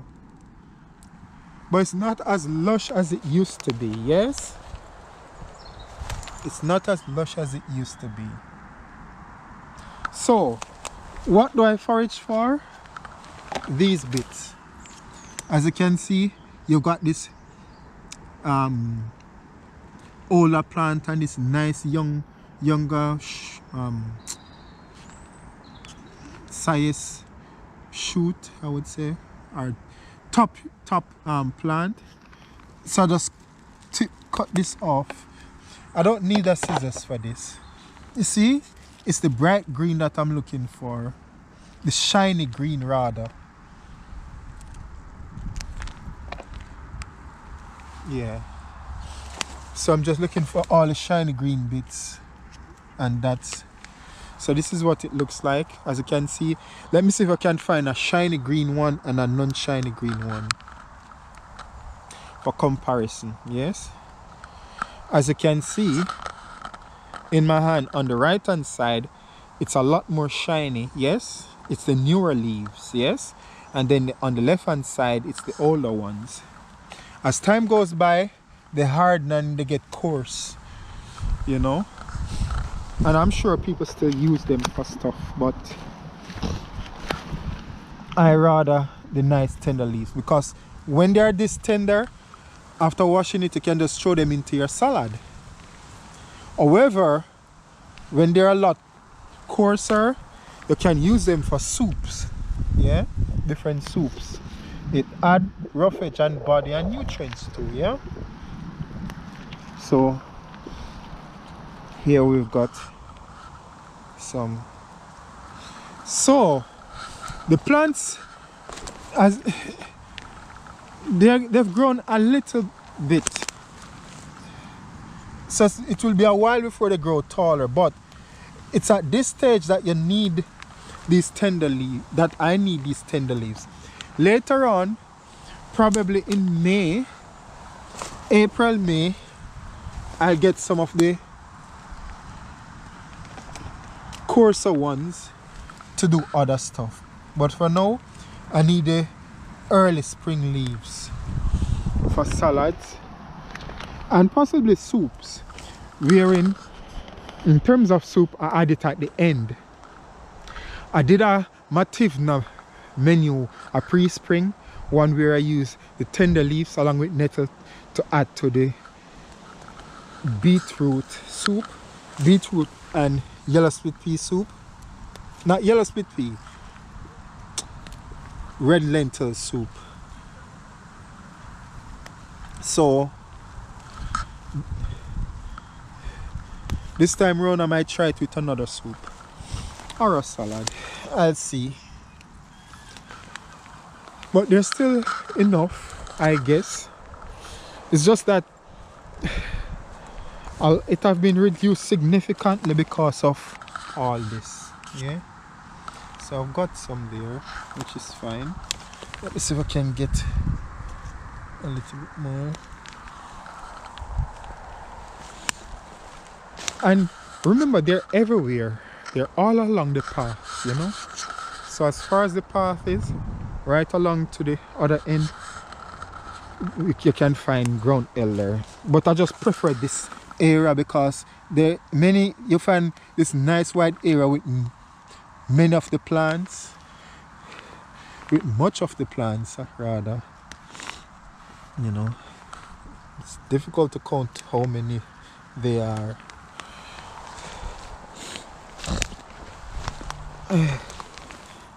Yeah, so look, so this is nice pre-spring, not pre-spring, nice spring ground elder. I'll probably get a few more. Look for the shiny bits. Sias. Ground elder. Oh, look at.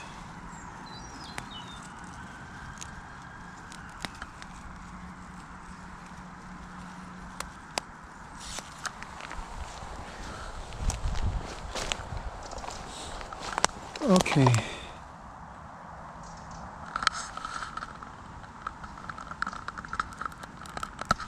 In this case, I don't need the scissors. Normally, I would use scissors for nettle, wild leek, and wild garlic. But with the ground elder, I just use my finger and nip the tops off. Get the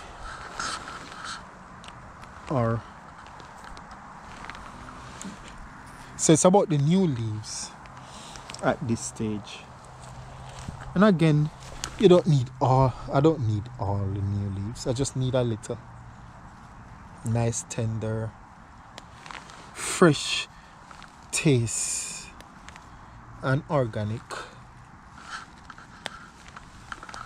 Yeah. Add that today. So let's see how significant a damage it is. Let's see if I can find some elsewhere. Not that I'm. Yeah, so we still have some, as you can see. We've got ground elder. Yeah, we still have ground elder. Yeah. I'll just get a bit of this.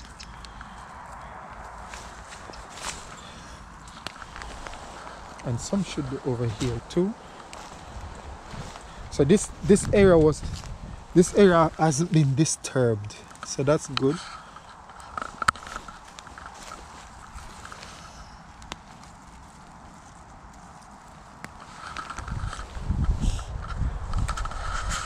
Okay, let me go around the other side, because there should be some around this side too, which would be good, because it means that this area still gives an option for. Yes, here we've got ground elder amidst the leek, the wild leek. Yes, so we still have some sias to forage for, and it goes all the way back to the bank, the river bank, along with the wild leek. So it's dotted amidst the wild leek. So I guess it's not hopeless, but as you can see, all where you've got the log used to be ground elder, so all that's gone. Well, there you go. A reduced foraging ground elder or sias ground. So that's the ground elder. Thanks for watching. In your area, you probably find ground elder too, plenty. I don't know where you live, in Edinburgh or East Lothian or Mid Lothian.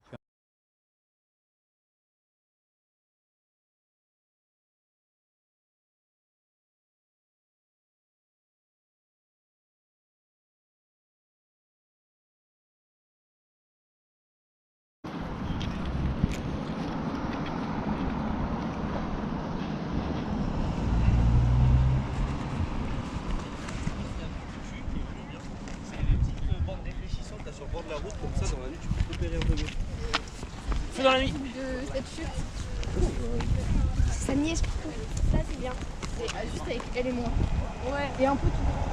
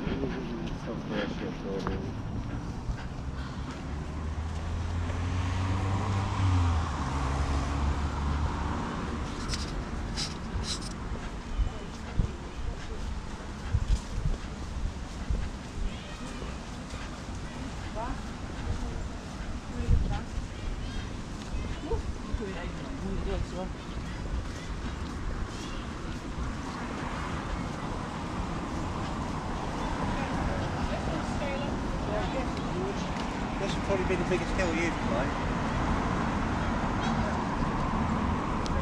I don't think these hills big. Well, you might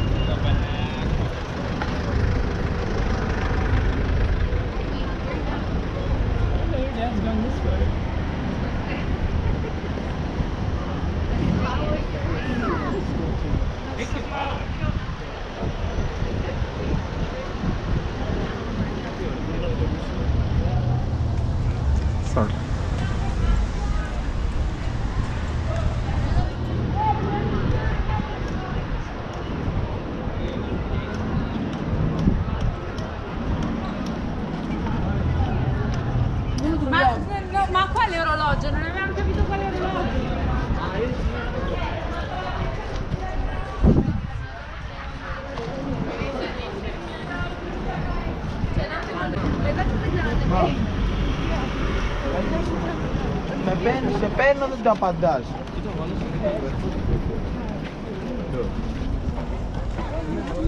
Super, no, tu să dapat das. Până acum să merg. Păi cam așa, cam.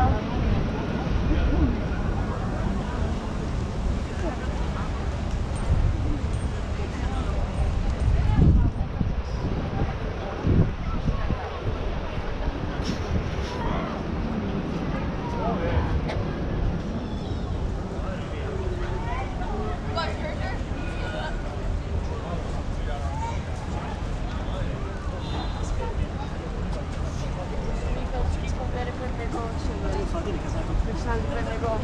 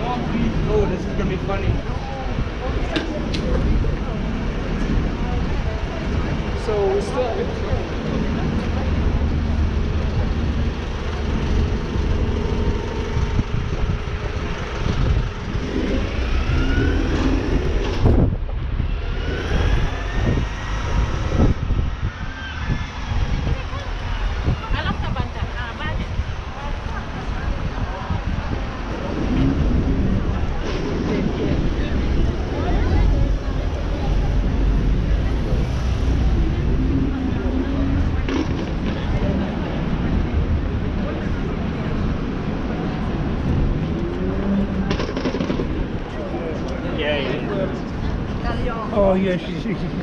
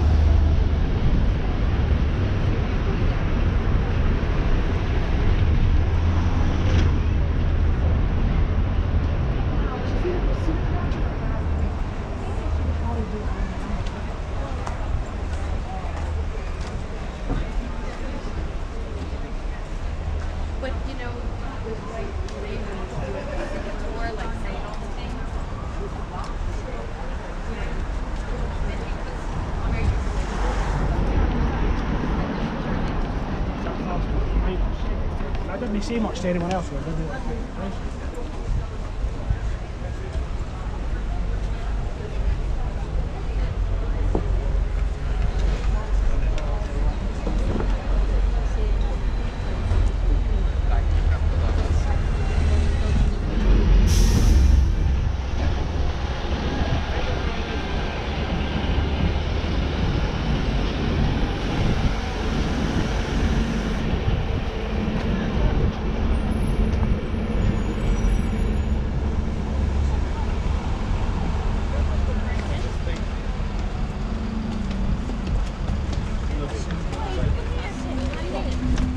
Road Baba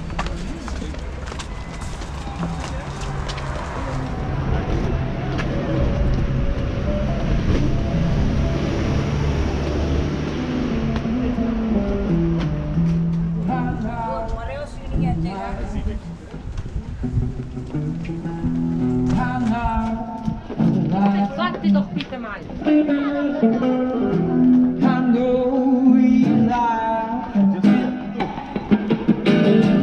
And I know you're not until you go out.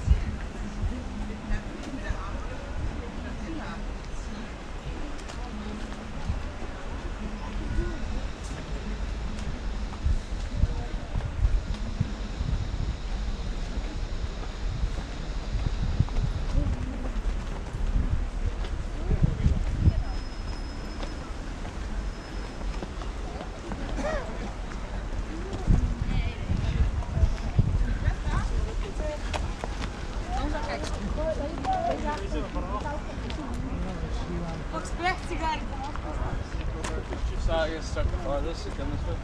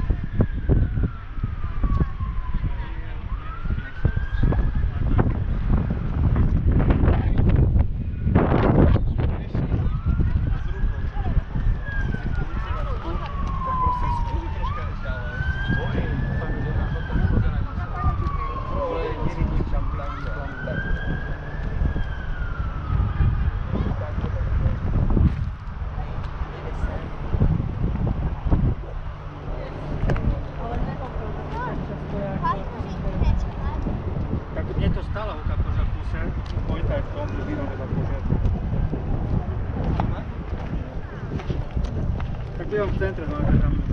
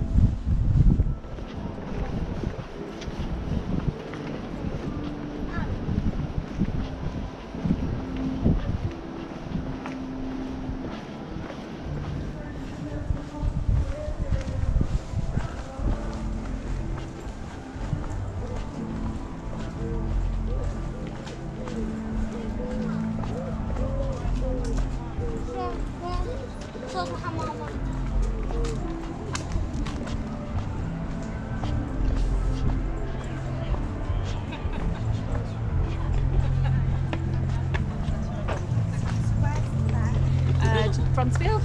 Oh, right, really?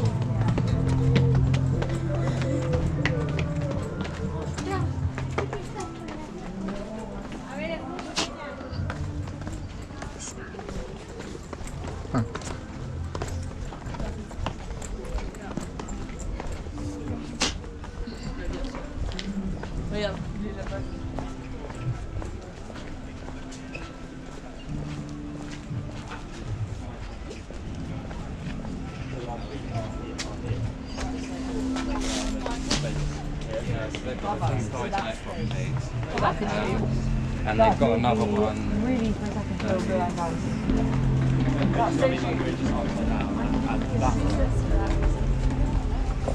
But we always think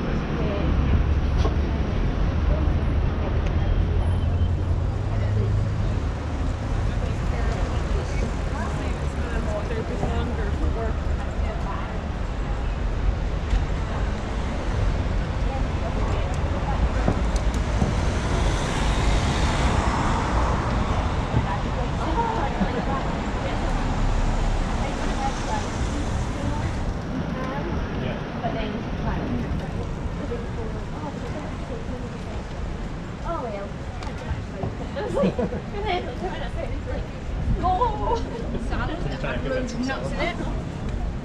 They got anywhere to use it. Oh, yeah, that's good then, isn't it? We're not in a rush. And I went, I got to like a little bit. That's tired, right? Yeah.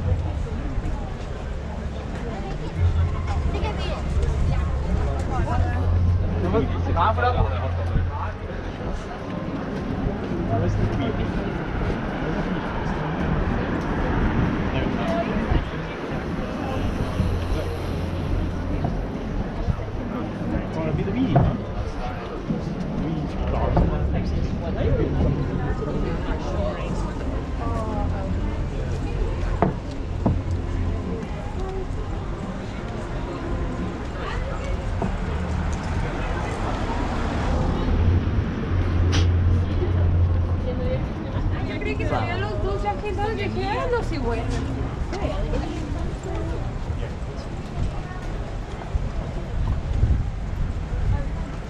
太好了，那又要有人铺填墙壁了，还是提前，对，先去鼓了，提前开鼓。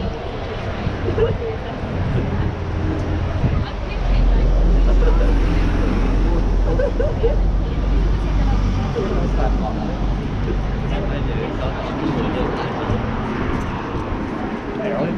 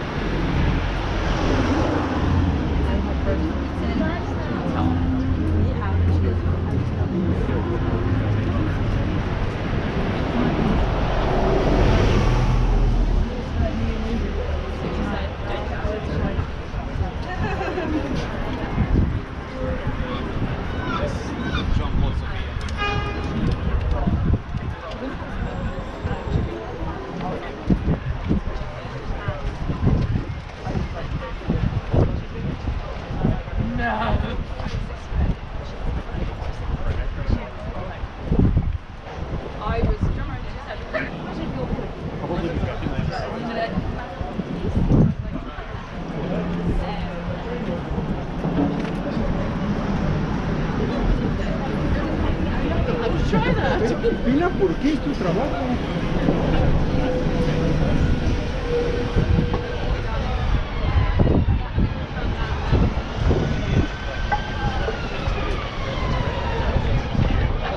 Pues sí, lo entiendo, pero tú vas a un motor y es lo mismo.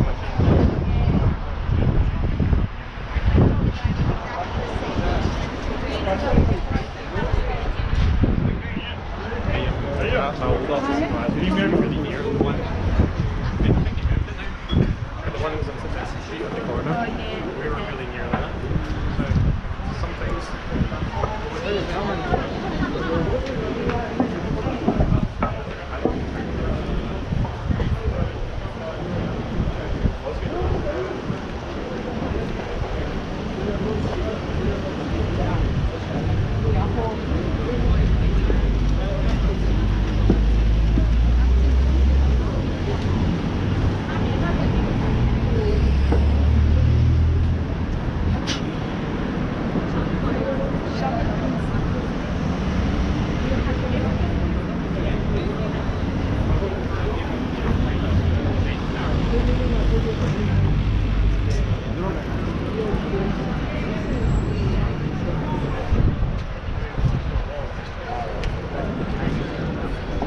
Double the Baileys is about 750. It's a lot, really.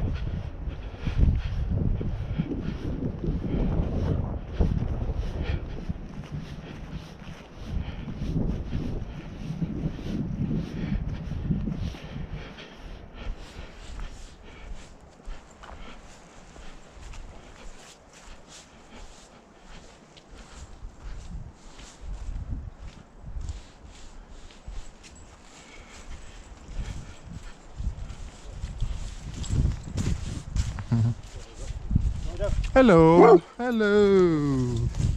How are you? Yeah, good. Oh, sorry. Okay. She's a They're terrible happy. jump. Yeah, something like that. Good.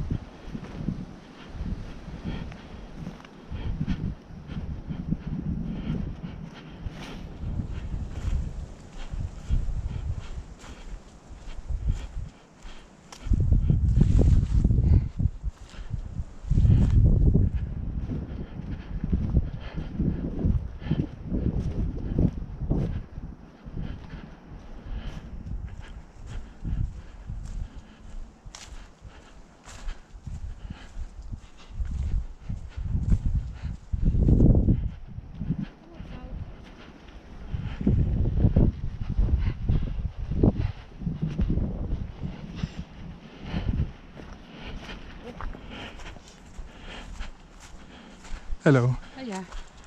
Hi.